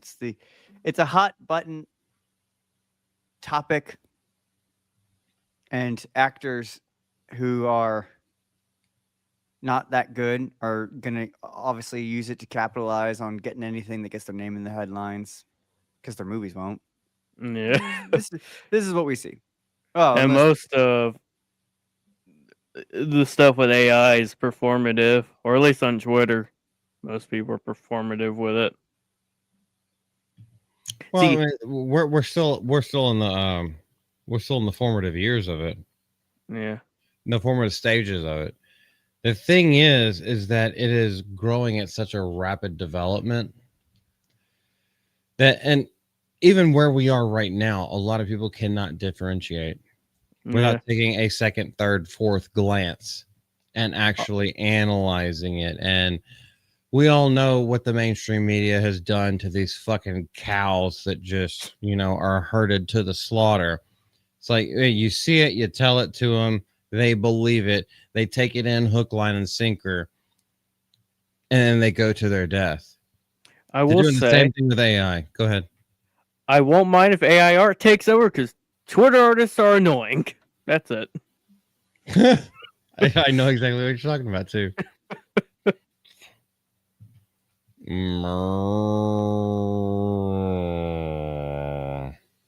But now granted, it could also just be a bunch of bots as well. But AI's got like old people fooled on Facebook, from what it seems like. I think young people fooled too. Like, Well, I mean, there's a video that you can very much tell is AI, and they think it's real. But it could also be bot comments as well.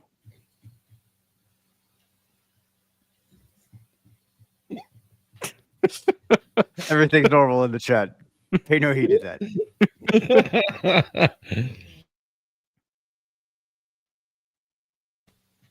oh goodness gracious.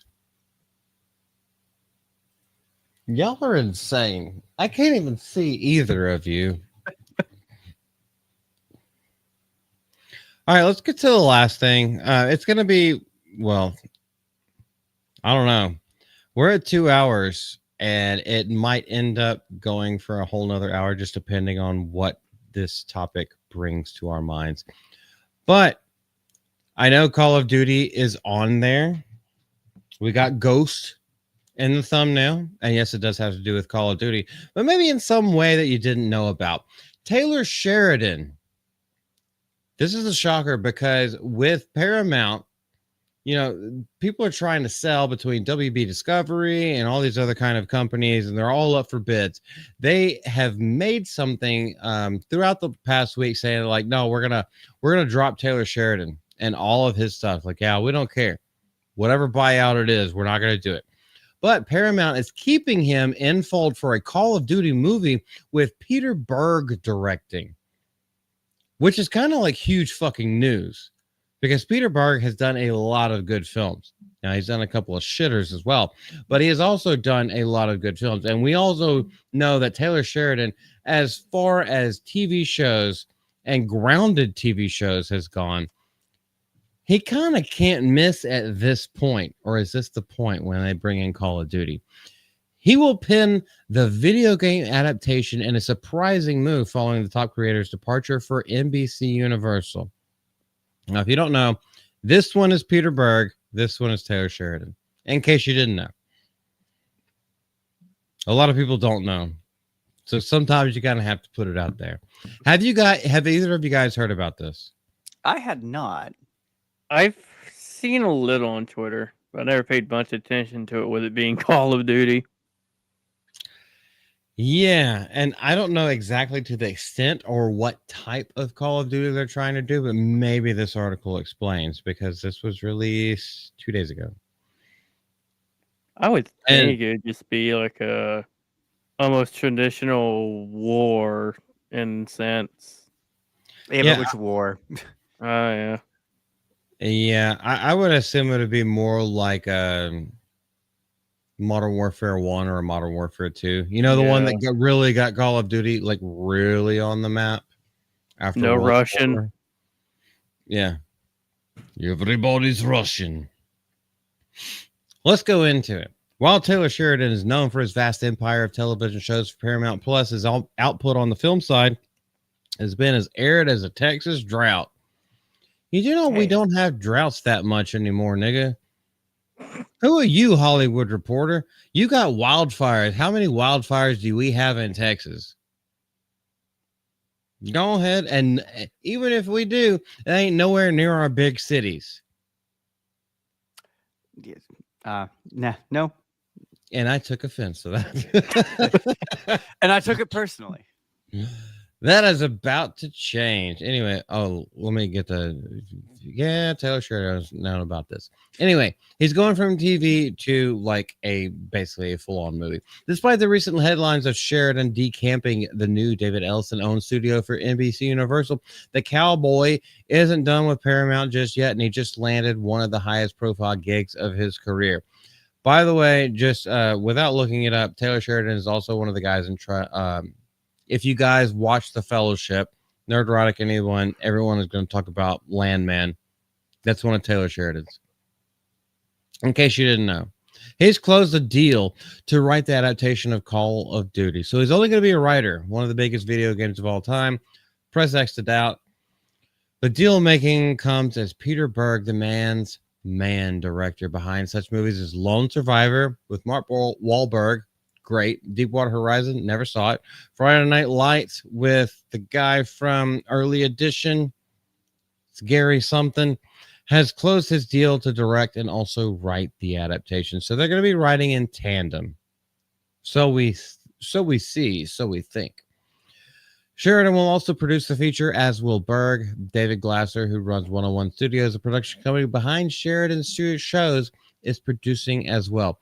So here's what this comes to mean to me. They're all in this together. And while he's writing it, and he's also writing with the director, and all three of them are producing it as well. This has the potential to be fucking good. I kind of wonder how much freedom they have over this, though, because Activision owns Call of Duty. So I kind of want to know if Activision has their hands anywhere in this that could potentially screw this up. I don't know, because so you have the two writers, and the two writers are producing it. The director is also a writer and producer. The writer is a producer. And then the studio that Sheridan owns is also producing it. I feel like they got a lot of skin in the game, but we can go into it further. Unless you have more to say, brother. No, that's all. Just I wonder how much freedom they have.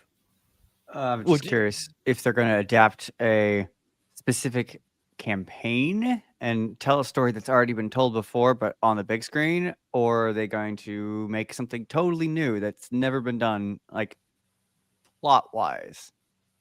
Probably be easier or better for them to do an original story. I agree. Okay. I don't know how much we want original stories. Halo Master Cheeks is flopping in my head. Well, Call of Duty is one of those where each game's a different story, or at least series. Like you got your Black Ops, you got your Modern Warfare. At one time they were separate, but now with the reboot of Modern Warfare, they're bringing them together in a weird way. I mean, it could work. It just depends how they do it. I would love to see Modern Warfare 2. You know, where Ghost gets betrayed And Oh, what was that? Is that 2007 when that came out? Mm, It wasn't past 2007. It may have been 2000. No, it might have been because that one, not the most recent Modern Warfare. no, 2. I know you're talking the original. It's probably Yeah, back when was. we said all the gamer words, and nobody had anything better than a Turtle Beach. I'm trying to think if Black Ops came out, which one before or after came out? Black Ops was not out whenever I think this one came Black out. Ops came later. Yeah, it Really? did. And then Black Ops 2, that's when Treyarch came over, and it was completely different. Because the first Black Ops was Activision. I'm actually They're going right. to look when this released. Call of Duty has been the top-selling game franchise in the US. 2009. Wait, which one? You talking about- MW2.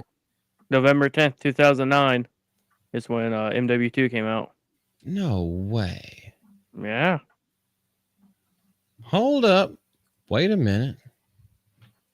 There is absolutely no way. It was released worldwide on 2010, or November 10th, 2009 for Windows, PlayStation 3, and Xbox 360. A simpler time. Black Ops 2 came out in 2012. Golly, was Black that? Ops 1. Okay. You are correct. You are Yeah, correct. one Sir. came out a year after. Credit where it's due. What's up, Cole Hauser? One of the times where Google was not wrong. Do we want a COD movie? Active Valor 13 hours or is good enough? See, here's what I don't know, and this is why we're going through this, Cole. Is we got Taylor Sheridan involved, we got Peter Berg involved, and both of them are producing the movie as well as Taylor Sheridan is writing. So, like, they're putting their money where their mouth is. And with the things that we have seen from Taylor Sheridan recently, it kind of gives me reason to believe that maybe there's a chance. Just maybe. So you're saying there's a chance. Watch, something good for Call of Duty is going to come out and be successful. It is not a game. And it doesn't have microtransactions. We could just fall in love with a fucking full story. A good hour 35, hour 45 minute story. Sorry, it's not the full Call of Duty experience if there's not like different levels of ticket holder. And it's like, all right, if you're a silver ticket holder, please exit the theater now so we can do a subplot that you all aren't allowed to see. Gold ticket holders, you can stay here. Yeah, pretty much. Well, I mean that goes to Ronan's question: is how many fingers in the pies is Activision gonna have? Like, are they just gonna like flop their dicks in there and just like swirl it around and make everything Be like, mass this like is a too puffle? cool. Get it out of here. And crap. Cole Hauser is not convinced it's going to be good. Oh, I'm not convinced either, brother. Where'd you say that? Oh, I can bet on that now. I mean, Call of Duty see, brand doesn't help at here- all. Yeah, we definitely need more information because if they take some of the newer iterations, it's gonna fucking suck. If they Let's go down into this article a little bit more. Obviously, we know Sheldon produced the feature along with the director. All right. Who the fuck gives a fuck about that? You can put your laurels out all day, but whenever you have a new product coming out, who cares about what you did in the past? What the fuck are you gonna nut up and sack up to today? Hollywood was stunned Sunday when news broke that Sheridan would leave Paramount for NBC Universal, where he has a film deal kicking in next year and a TV deal starting at the end of 2028. Sheridan Berger, longtime friends, have collaborated on The Hell or High Water, so this has nothing else to say. So basically, all it is an announcement. It's an announcement that Taylor Sheridan will be writing and producing the Call of Duty movie. Peter Berg will be directing and producing the Call of Duty movie. And this is the only reason why Paramount is keeping around, at least for this one little thing. This is all we have for this time. Obviously, we need to keep up with this as more things, come to light, come to fruition. But I think, I don't know, if Taylor Sheridan's going to hang his hat on this, I have to feel like he is at least a fan of the game so he can keep up with the lore, or at least one specific part of it. Go ahead. I just wonder where they're going to do it. Like, are they going to do it World War II, during Vietnam, modern warfare? But hopefully they take inspiration from the older games and nothing new. You want to be honest? I hope they do World at War. Yeah. Even though Modern Warfare 2, the 2009 one, is my favorite iteration of that. As far as a movie goes, I hope they do World at War. Because I feel like that, especially with how gritty Taylor Sheridan does those kind of things, I feel like a grittier atmosphere would suit it pretty well. And they could do it for a lower budget. Yeah, that's World War II. Yeah. I feel like they could do it with a lesser budget. They could still get, there is a storyline there. That's truly the one that put it on the map, was World at War, and then Modern Warfare 2 came out after that. And then later, 2010, 2012, they kind of went back almost to World at War, since Black Ops is actually connected to that. To World at War. It was all because of Reznov. Fun fact. All right. So Cole Hauser is saying, just do Advanced Warfare, and Kevin Spacey has been found not guilty, and he can come back. But that's something they should avoid, is futuristic, because I don't think anyone really liked much of the futuristic Call of Duty games.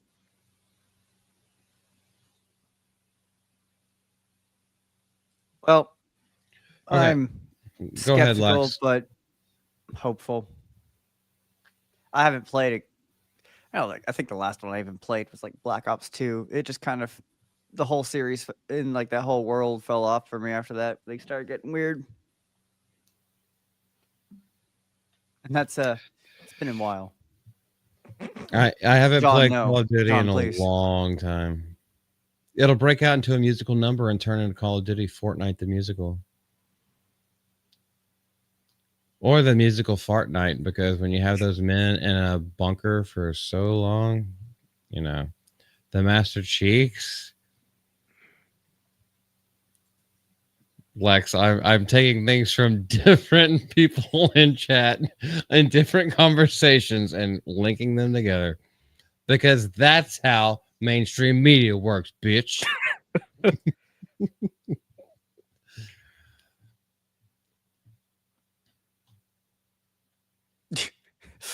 Okay, Cole, it's like, this is just stupid doing a COD movie. I 100%. Go ahead, Lex. Go ahead, Lex. Yes, but I mean, this could be anything from just we're just making a good war movie and slapping the COD name on it because we know people will show up. It could be anything from that to we're, I don't know, gonna take actual inspiration for some of the COD games, in which case you'll have some random nonsense. See, I agree with Cole Hauser. It's fucking stupid. And I also agree with you, Lex, in that one little thing that you said, where it's like, it's something that we can slap our names on. Now, if they were going to do one, I would pick a specific game and do a movie off of that. Although the more I think about it, it would be better done in a TV show. But I don't trust these niggas with TV shows. Because they're just going to inject a whole bunch of crap to fill and pad the runtime. Yeah. Like, it could be good, but it's going to be an extremely hard thing to pull off. COD is one of those things that really you just got, I would think you just got to do a good war movie and not call it there. You are correct, Just JK. Paramount was also in charge of Master Cheeks. Yeah. Just when you thought Halo couldn't get worse. Is this the gayest Halo ever? Goodness gracious. What did John say? Call of Booty, master them cheeks. Yep.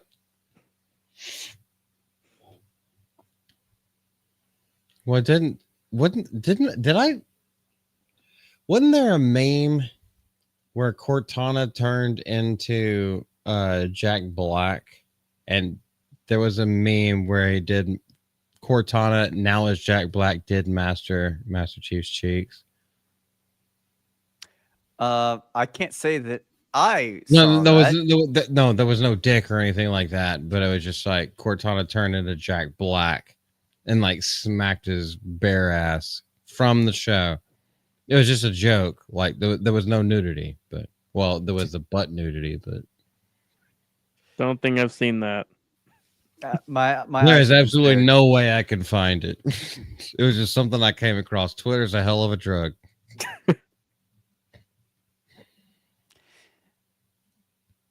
Have we seen Active Valor? I have not.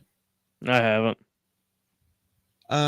So can you point me to it? Like, obviously, Active Valor has something to do with military. Is it live action? Is it an anime? Because I'm really not an anime, but I would assume live action movie. you never know. I figure I feel like if it was a live action movie, I would at least have heard of it. 2012 action thriller film notable for using active duty U.S. Navy SEALs and special warfare combatant craft crewmen as the principal actors. I'm surprised I haven't heard about this.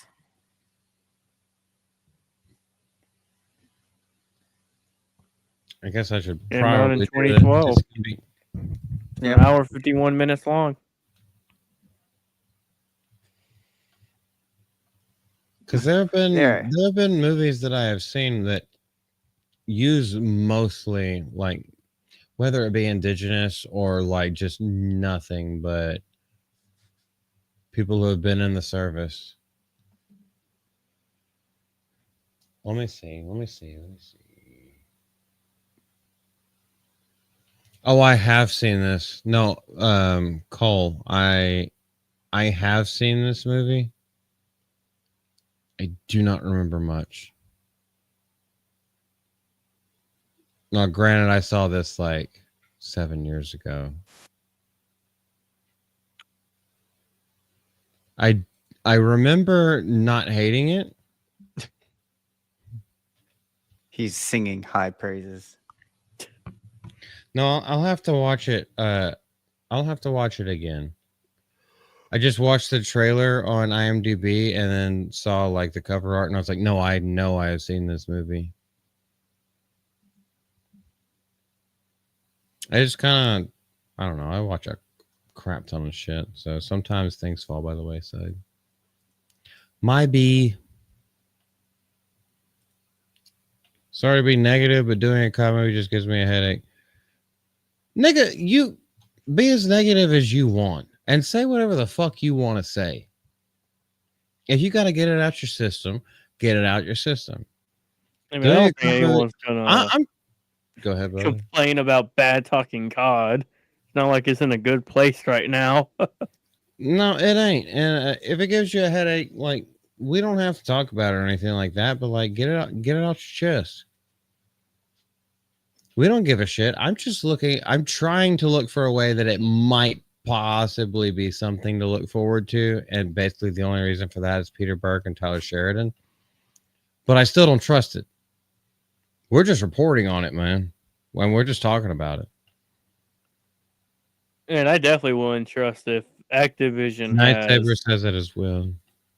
Activision has a lot of their hands in it. Because if anything, I don't trust Activision at all either. Like they got to the point where they only do Call of Duties. Where it used to be you have different games from them. Now it's just COD after COD after COD. They can't make good decisions. Like WB. Yeah. Well, from everything that we've seen, okay, so Activision was never mentioned in that article. Now, granted, that article didn't have too much information other than who's bumping money into it. Yeah, so didn't say anything plot-wise. Yeah, we have the production companies. We have the person who's writing and producing. We have the person that's directing and producing. We have another producer from the studio where Tyler Sheridan works for. And we have the company that's going to push it out. We have no other details, so we don't know shit. We just know it's going forward, and that's the only reason why Paramount is keeping Tyler Sheridan on the dole specifically for this one movie. And then they're going to kick his ass out to the curb. That's where all the lines seem to be connecting and intersecting.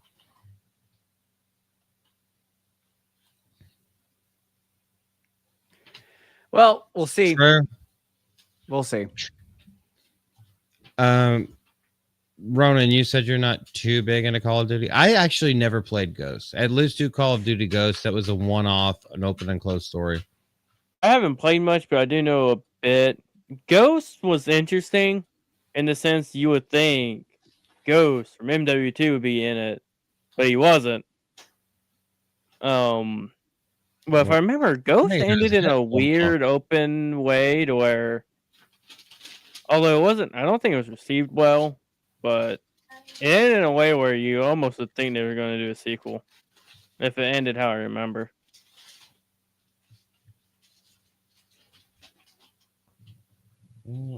Thank you, baby. But yeah, they kind of made a mistake calling it Call of Duty Ghost and not have Ghost in it. But I want to say Ghost is on some of the promotional stuff, I think. Oh, it's on. Yeah, it's the front. The front. Like it's his headliner. mask, I think. Yeah. I never like, played that. Yeah, but it's Simon Ghost Riley, who, you know, Ghost from MW2, was not in it, from what I remember. That was like one of the complaints. I mean, I think he's in the multiplayer, but it's like, but nowhere in the campaign. So I never played that one. Like Ghost was one of my favorites. And then when it gets betrayed, and it's like, really? Are you serious? But that was one of those times back when, even though the game was basically meant for like multiplayer, and that's what's going to keep it going for a long time, the campaigns are still fucking awesome. And then you had that little twist there at the end. But now not even at the end, but like you had that little twist in the plot. Yeah. And it's like, oh my gosh. That's what really like got me dug into the darkness. Like, I believe that was 2006 when it came out, but it was on the original Xbox, and like Jackie Estacado and everything, and then he gets overcome by the darkness where he gets like his minions, and then there's like 4 things that come out of the back, almost like Dr. Octopus style. Yeah, and he could do, it's like he's got the devil in him because he has to watch. He's from a crime family, but he's trying to get out of it, and he's in love with his girl, and then in order to get to him and the crime family, they take his girl, and he has to watch them just assassinate her behind like bulletproof glass and everything like that. I was like, whenever that happened in the game, if you didn't know anything about the Dark Horse comics, which I didn't at the time, I had never read a comic book before in my life. Wait, at so that was point, the darkness based off comics? Yes, it was. I found that out way after I owned and played through both The Darkness and The Darkness 2, which came out on 360. Well, if I like the game, I guess I know I got to go in debt now. I found out it was graphic novels before that and comic book series, and it's like, but I just remember the first time playing that, and when that happened, I was like, oh my, they just killed his girl in front of his face, and you're playing the guy, and it's like, oh, it's game on. Because I've seen the trailers, and pretty much it's a revenge plot, from what I gathered. Yeah, to a point. Oh, did I spoil something for you? I watched the Darkness 2 trailer, which kind of spoiled that death. So. It's not in the Darkness 2. The Darkness 2 is something different. Well, the trailer showed her getting killed. Yeah, that's from the first one. Yeah, I know. I'm just saying. The trailer spoiled it. I don't know. I guess because there were there's quite a few years. I think maybe 4 years in between the two games. But man, that first one hit me hard. And then the second one, the mechanics changed up, which I enjoyed, but I was used to the first game's mechanics. It's like, oh, y'all made it better, but oh goodness, my sensitivity. Which I guess there's to this day people wanting a Darkness 3 to be made. Me? Yes, please. But it's Take-Two, so I don't know if they're ever going to do. Apparently, I guess the Darkness 2 didn't sold as well as they wanted, from what I heard. Come again? From what I heard, the Darkness 2 didn't sell like they wanted to. I don't know if they're Oh, expecting. the Darkness 2 did not. No, it didn't. Yeah. The Darkness, it was one of those, the first one on the original Xbox, that was kind of like I would say a cult classic. Mm. And it got enough sales, I guess, through GameStop and other kind of things where everybody got it and was like, holy shit, this is actually a really good video game. And they made the Darkness 2. But because, how would you say it? The demeanor and the gameplay is so vastly different. You know how Dragon Age Origins and then you go to Dragon Age 2, the gameplay is completely different from Dragon Age Origins. Haven't played Dragon Age, but it kind of sounds like going from a classic Assassin's Creed to new Assassin's Creed. Probably, because it's probably somewhere along those lines. You're used to one type of gameplay and then it flips it on its head and do something different. We're going to be modern. It's like you still have a great Dragon Age 2, at least has a fantastic story. The combat ain't up to snuff. It tried to be too modern, but the story was still there, which gave them enough for Dragon Age Inquisition, where it's like, we listened to you, and so we melded these three together, and Dragon Age Inquisition is fucking awesome. But the Darkness didn't, since it became a cult classic, they had the chance for Darkness 2. They tried to modernize it a little bit, and then it wasn't powerful enough. And obviously it didn't have the backing like Dragon Age was BioWare. So it didn't have enough to get a 3 in order to hone them all together. Which, depending if Borderlands came around that time, Borderlands probably could have buried it as well. I'd have to look that up, man. I don't know that off the top of my head.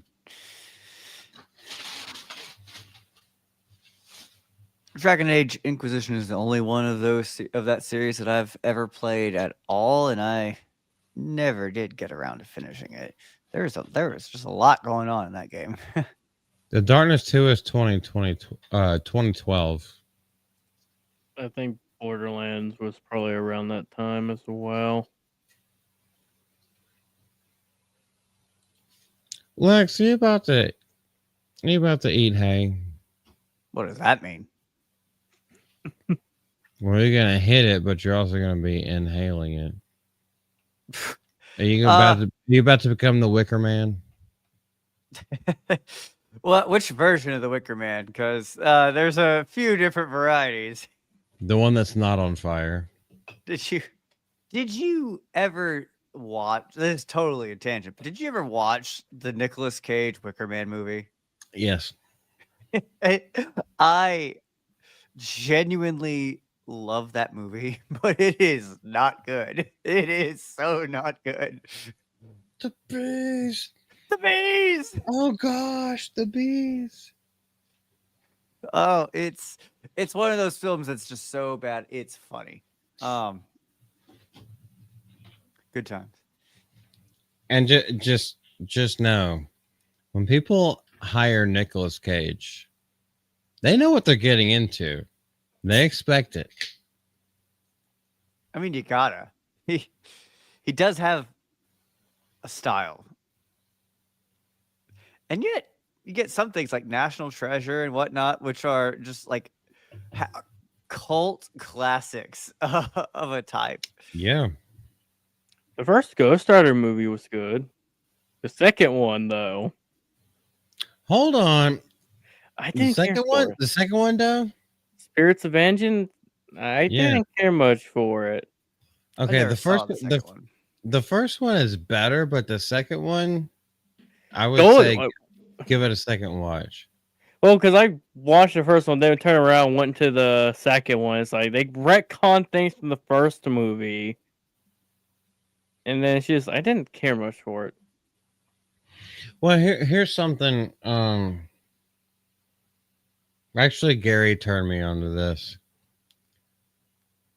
I'm not gonna go digging through all my comic books, but he recommended if you want to get into Ghost Rider, look at the Danny Ketch ones, I might have a Denny Catch one. and then there's a whole bunch of other ones. Like there's different iterations Oh of Ghost yeah, Rider. So what? Blaze, Denny Catch, and then I forget the Yeah. new one's name. Now I know the Nicolas Cage ones. I was like, those two movies are both supposed to be Johnny Blaze. Yes. But I think what they were doing was trying to. They knew they weren't going to get like a whole fucking series. I think what they were trying to do was basically do like a hot rod type film. And I think they actually were like really big fans of the franchise. So they wanted to take little elements from different versions of Ghost Rider and put it all into one. When it came to the second one, it's like, let's just make it just like fucking blow your load fest. Mm. That's what I think. Because I've watched a whole lot of behind the scenes stuff on that too. And I believe, I shouldn't drop names. I believe there's someone that I've streamed with before who was a stunt person on Spirit of Vengeance, and we talked for a Ooh. long time about it. I'd have to ask him if that was him, but I'm not gonna drop names. I'm not that kind of person.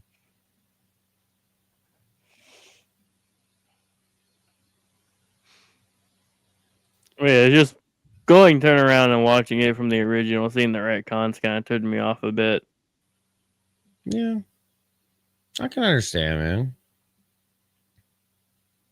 Especially, and probably was also seeing the demeanor change between the Ghost Rider. Like he kind of seemed more cynical in when he was in the Ghost Rider form in the second film than he did in the first film.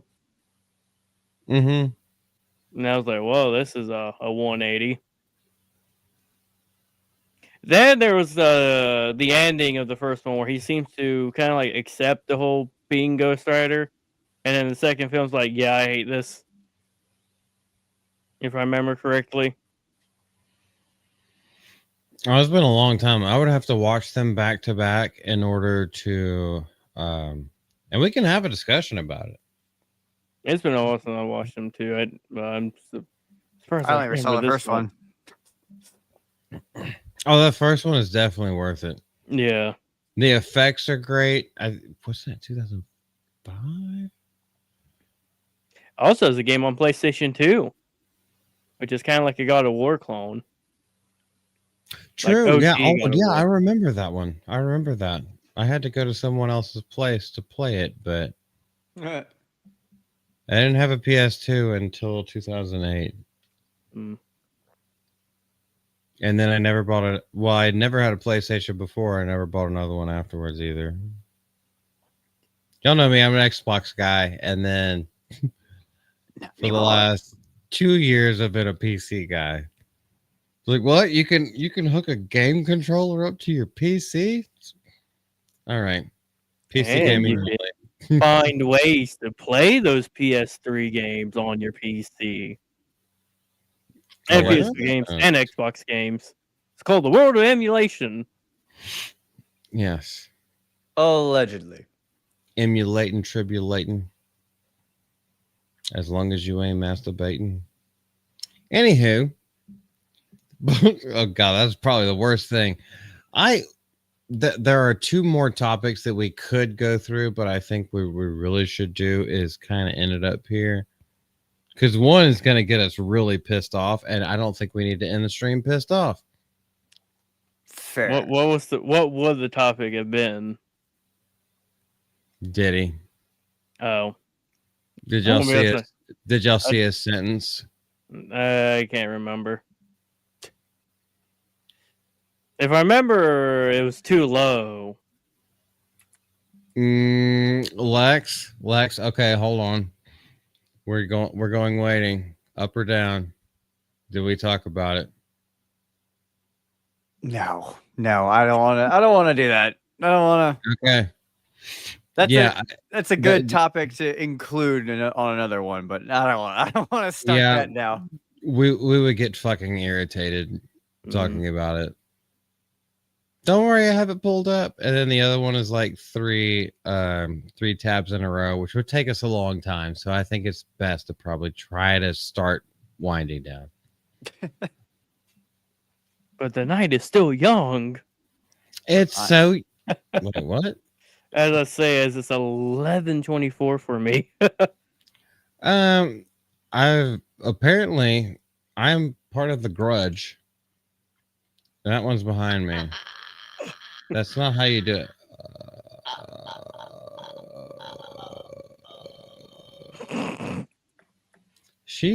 Okay, I'll teach you.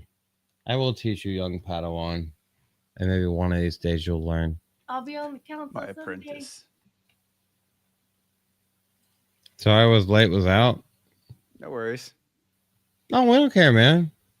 Yeah, just the fact that you showed up, period, means the world.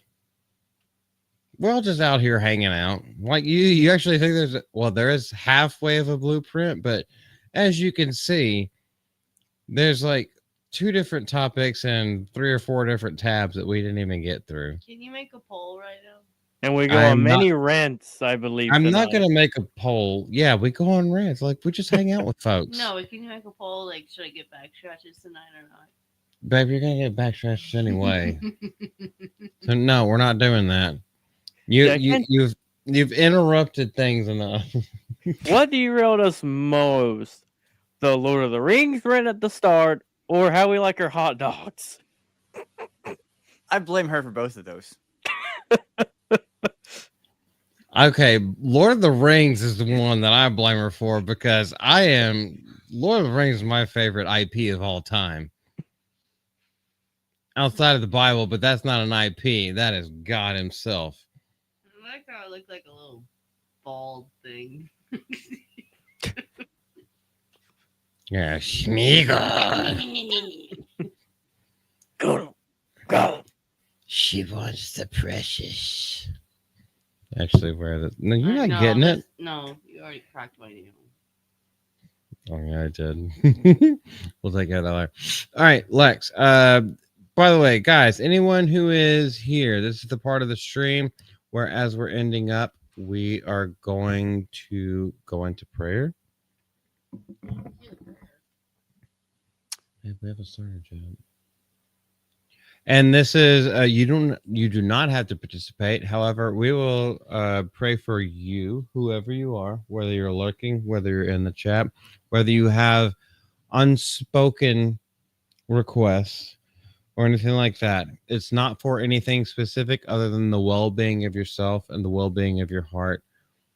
And Lex, whenever you want to, you know the business. Take it away, please. Father, we thank you for all of the gifts and blessings that you have given us. We thank you for the gifts we have received this day in friendship, in family, in companions, in peace and quiet, in loudness, in all the many ways that you show us your love for us, most often through the love of others. On this All Souls Day, in a special way, we pray for all those who have lost loved ones and who are confident in your mercy, but are still longing and aching for their loved ones that they are no longer able to talk to in the same way. Bring them to eternal rest in you, the place of peace, the place of perfect wholeness and home. For all those who have joined us this evening and all those who will, be with them, draw them ever towards yourself, draw us all towards you. And as always, we ask these and all our prayers through Christ our Lord. Amen. Amen.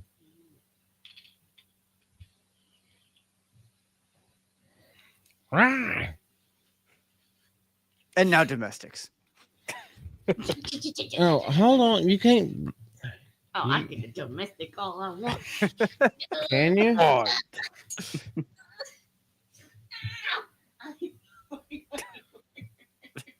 I know you can't go anywhere from here, and I can't hear what they're saying. Quick, now's your chance, you're not Ronan. wearing You it. can say Oh, what you okay. really think about him. oh well, we know Malty is the gayest man here. He just likes that. Oh wait. Oh, it's like there's turbulence. Don't worry, we only said nice things about you when your Yeah. headphones were all out. Oh, don't worry. I will catch the rewatch. Oh, goodness. This gonna is break like a it. Bowflex. Heck yeah. Bowflex. Oh my gosh, is that even a thing anymore? I haven't seen a Bowflex commercial. Oh, granted, I don't watch TV and I don't have ads on YouTube, but is Bowflex even still around? I have no clue, but I'm getting a tricep workout. Ow! She comes back. You can't hurt that much. Okay. Okay. Go ahead. Sit down. Don't worry. They can't see your butt. You got a blanket over it anyway. Down, girl, sit, stay. Goodness gracious. You want to try that? We literally just prayed together. Yeah, good times. We fight together. Yeah, I know. Well, Applebee's. speaking of prayer, can at least shout out Cole Hauser and Margaret and JK for praying with us. We know they had prayed with us at least. Family.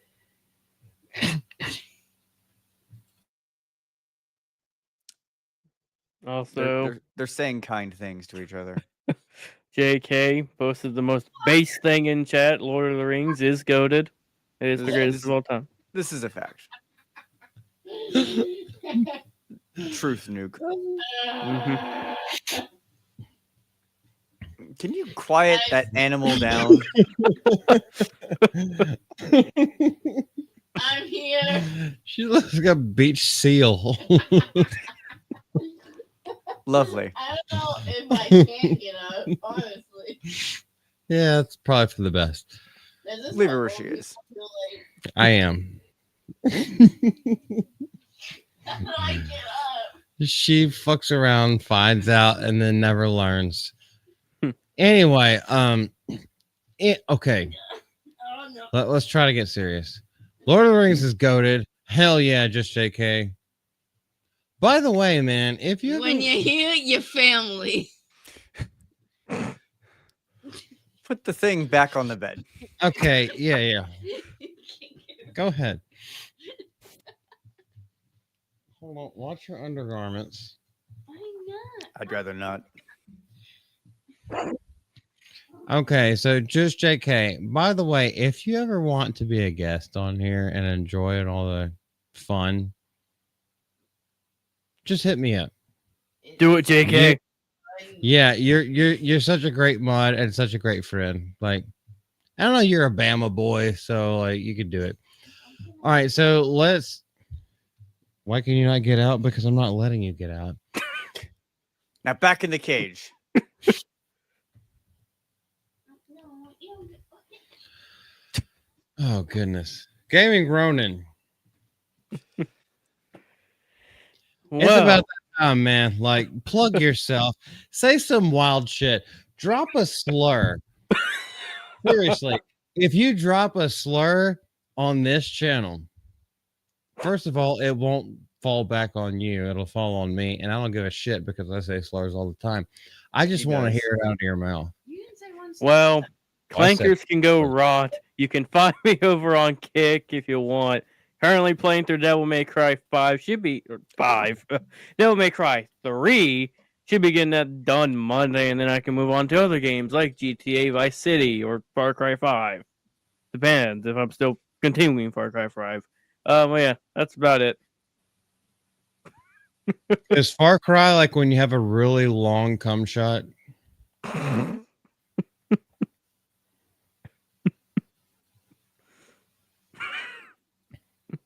just asking, man. I want to be educated. No, it's just when you deal with crazy people with guns.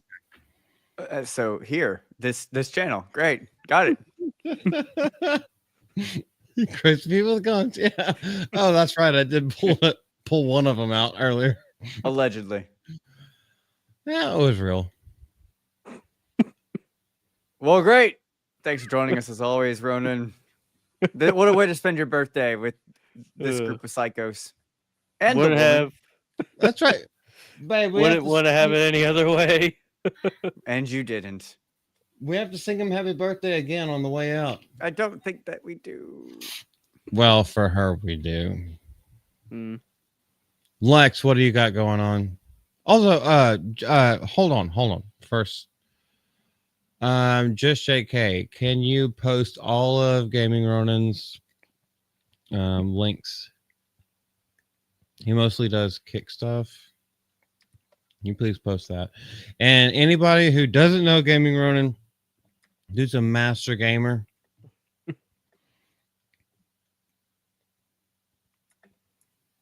Gotcha, Master gamer might be.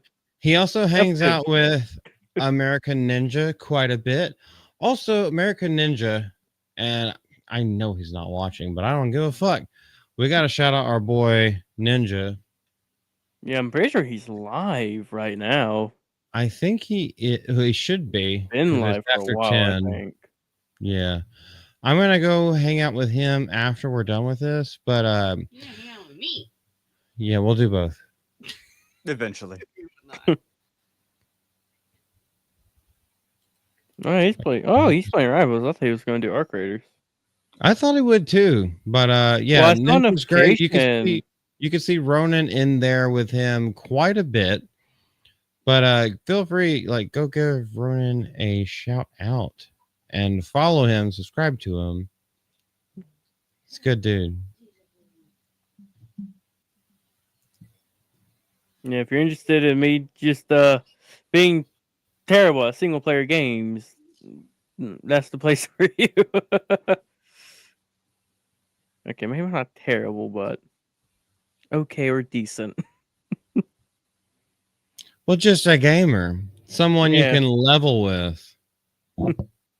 That's all. That's really what it's all about. You don't have to be the fucking. Oh golly, I was gonna say something really bad. What's his name? No, it wasn't. I need speed. I was gonna say I eat cums, but like it's one of those guys who's been a professional gamer in FPS for like a long time. I feel like that's a lot. I couldn't think of his name. So I was going to make a joke out of it, and it didn't work. I think that's a lot of streamers now. Most of them were from like if they play Battle Royales or something, most of them are probably from the competitive scene that just started to stream. Yeah, but most of those, there we go. Most of the, there he is. There's this thing. Most of the people like that, they are not personable and they won't actually talk to you. Now, here's who will. Ronan will. American Ninja will. So, yes, I will never hesitate to shill their channels for them. I always like it when there's someone I can talk to in chat that's not a freaking bot telling me to go to some website or Discord. Boy, have you considered going to this website and this Discord? Yeah, it's like, hey, you want a bunch of bot followers? Go here. Oh, God. Shit happens, man. Well, that's his link in the chat. Lex, what do you have to coming up? You can always find me rambling about theology on Twitter and posting prayers. I post lots of prayers on Twitter. Then you can also find me talking more.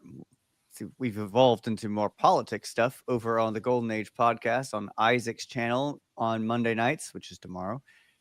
Potentially thinking about starting the show a little bit earlier, not tomorrow, but in weeks to come, so we can get more than just 1 hour show in, because there's always too much to say in just 1 hour.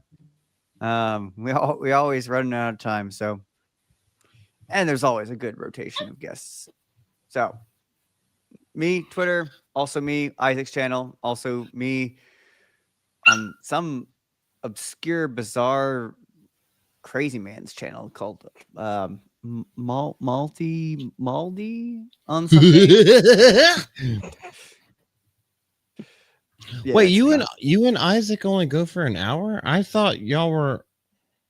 yeah. I was in there the other Monday. Golden Age podcast is an hour, or it has been. I thought it was an hour and a half last time I was in there, but We're about to make it an hour and a half, and we've had some good guests. We've had Cole Hauser from chat. He's been on there. Angry Badger's been on there. Yes. Oh, always a good rotation of people coming through here. I can never catch it because I'm always live streaming by the time it comes on. Well, you're good, Ronan. Okay, so here's something that everyone needs to hear, including myself. And it's something that was actually told to me by Wicked Virtue back when we first started the GCA. I was like, we're trying to find a space, but I don't want to stream over you. And like, we're trying to find a space. It's like, don't worry about it. Everyone's going to stream over each other at some point. Just do you. And now, but you can always catch the rewatch. That's the thing. Oh, yeah. You might be at work. You might be streaming, but like afterwards, you can catch their rewatch. So you're still supporting them. You just didn't happen to be there live. So like, no one, especially not the content creators, no one takes it out on you if you can't be there for the whole time. Just the fact that you show up or show up later, because we do get a lot of views after the whole stream has ended. It's like all of that is appreciated, because, you know, you shouldn't cater your schedule to a streamer, and that streamer should not cater their schedule towards you. You do you, and somehow we'll meet up in the middle. And that's all I got to say about that.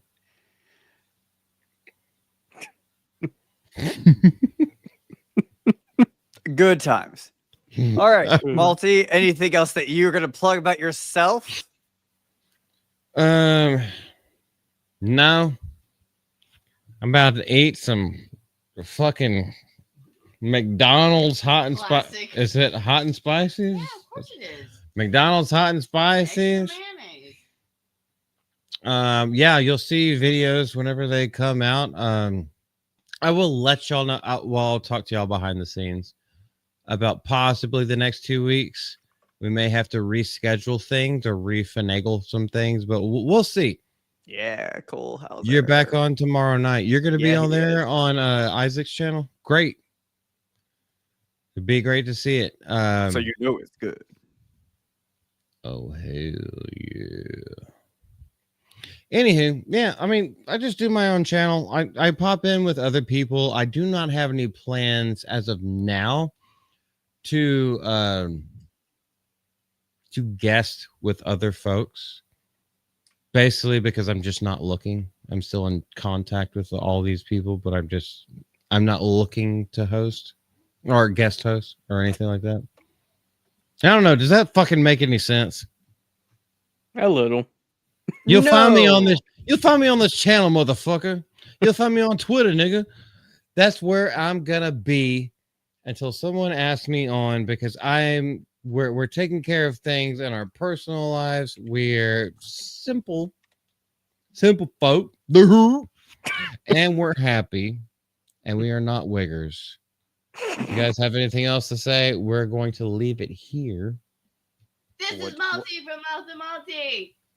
We'll see you in the next one. She rides a short bus. This is Multi from Mouth and Multi. If you guys have anything to say, whenever you see this on the rewatch, leave it down in the comment section below. We appreciate Gaming Ronin 05 over there. Follow him on Twitter and on Kick. We appreciate Lex Lugendi. You can follow him on Twitter and also on Isaac's podcast. You will love what you see with him. Until next time, we'll see you guys later. Bye.